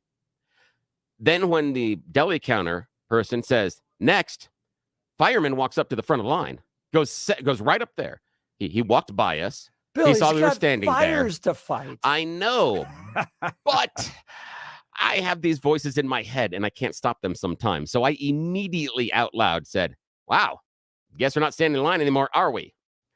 And it ensued I wouldn't say it wasn't an aggressive discussion, but it was a real serious discussion about this. And he's like, no, I'm sorry, I'm this. And I looked at him like, listen, you walked around here. You had to navigate around us. You saw where we were standing. The fact that you were oblivious to what was going around and then took the front of the line, not my fault. You need to pay more attention here. I'm not the bad guy. You're the one that jumped the line. He goes, well, if you want, I'm like, no, you're a fireman. Be right ahead. Go right ahead. If you would have come over here and said, can I go first? The gentleman in front of me and I would have happily let you do that because we appreciate your job and the fact that you're on a time frame. Fine. Don't assume it. Don't assume it. And so he's like, walks away, and I'm sitting there going, okay. The guy in front of me turns around and he goes, thank you so much. I bet he but did that's say it. that. That's it. I can't do that, and I can't be a politician because I will do that. If you're acting a fool in public, I am going to do that. If you're on a speakerphone in public, that's an invitation for me to join the conversation, and I will. So be careful. Yeah, and that's exactly. Back in Congress, they used to fight each other with canes. Just on the floor in Senate, just beat each other up. And that would have been mine. Then I would have been perfect. 1800s. Yes. Billy would have been great. Perfect for that era. In the 9 o'clock hour, we talked about Colorado lawmakers are under pressure to regulate the funeral industry after urns and bodies have been found improperly stored down in Colorado Springs, Western Slope, Denver. It seems to be a growing problem. I did find this. Yeah. Of course, Arapahoe Community College to the rescue. You can get your associate's degree in mortuary sciences. Wait, science? Science? That's right. Could you imagine what the tests are like? Yes, exactly. The biology of how many days does it take this decomposition? And then, oh no. Empathy, communication, and an interest in human services are a few of the qualities that our mortuary science students possess. Our mission is to educate you in every phase of funeral service to develop both the social and technical skills necessary to be successful in the profession.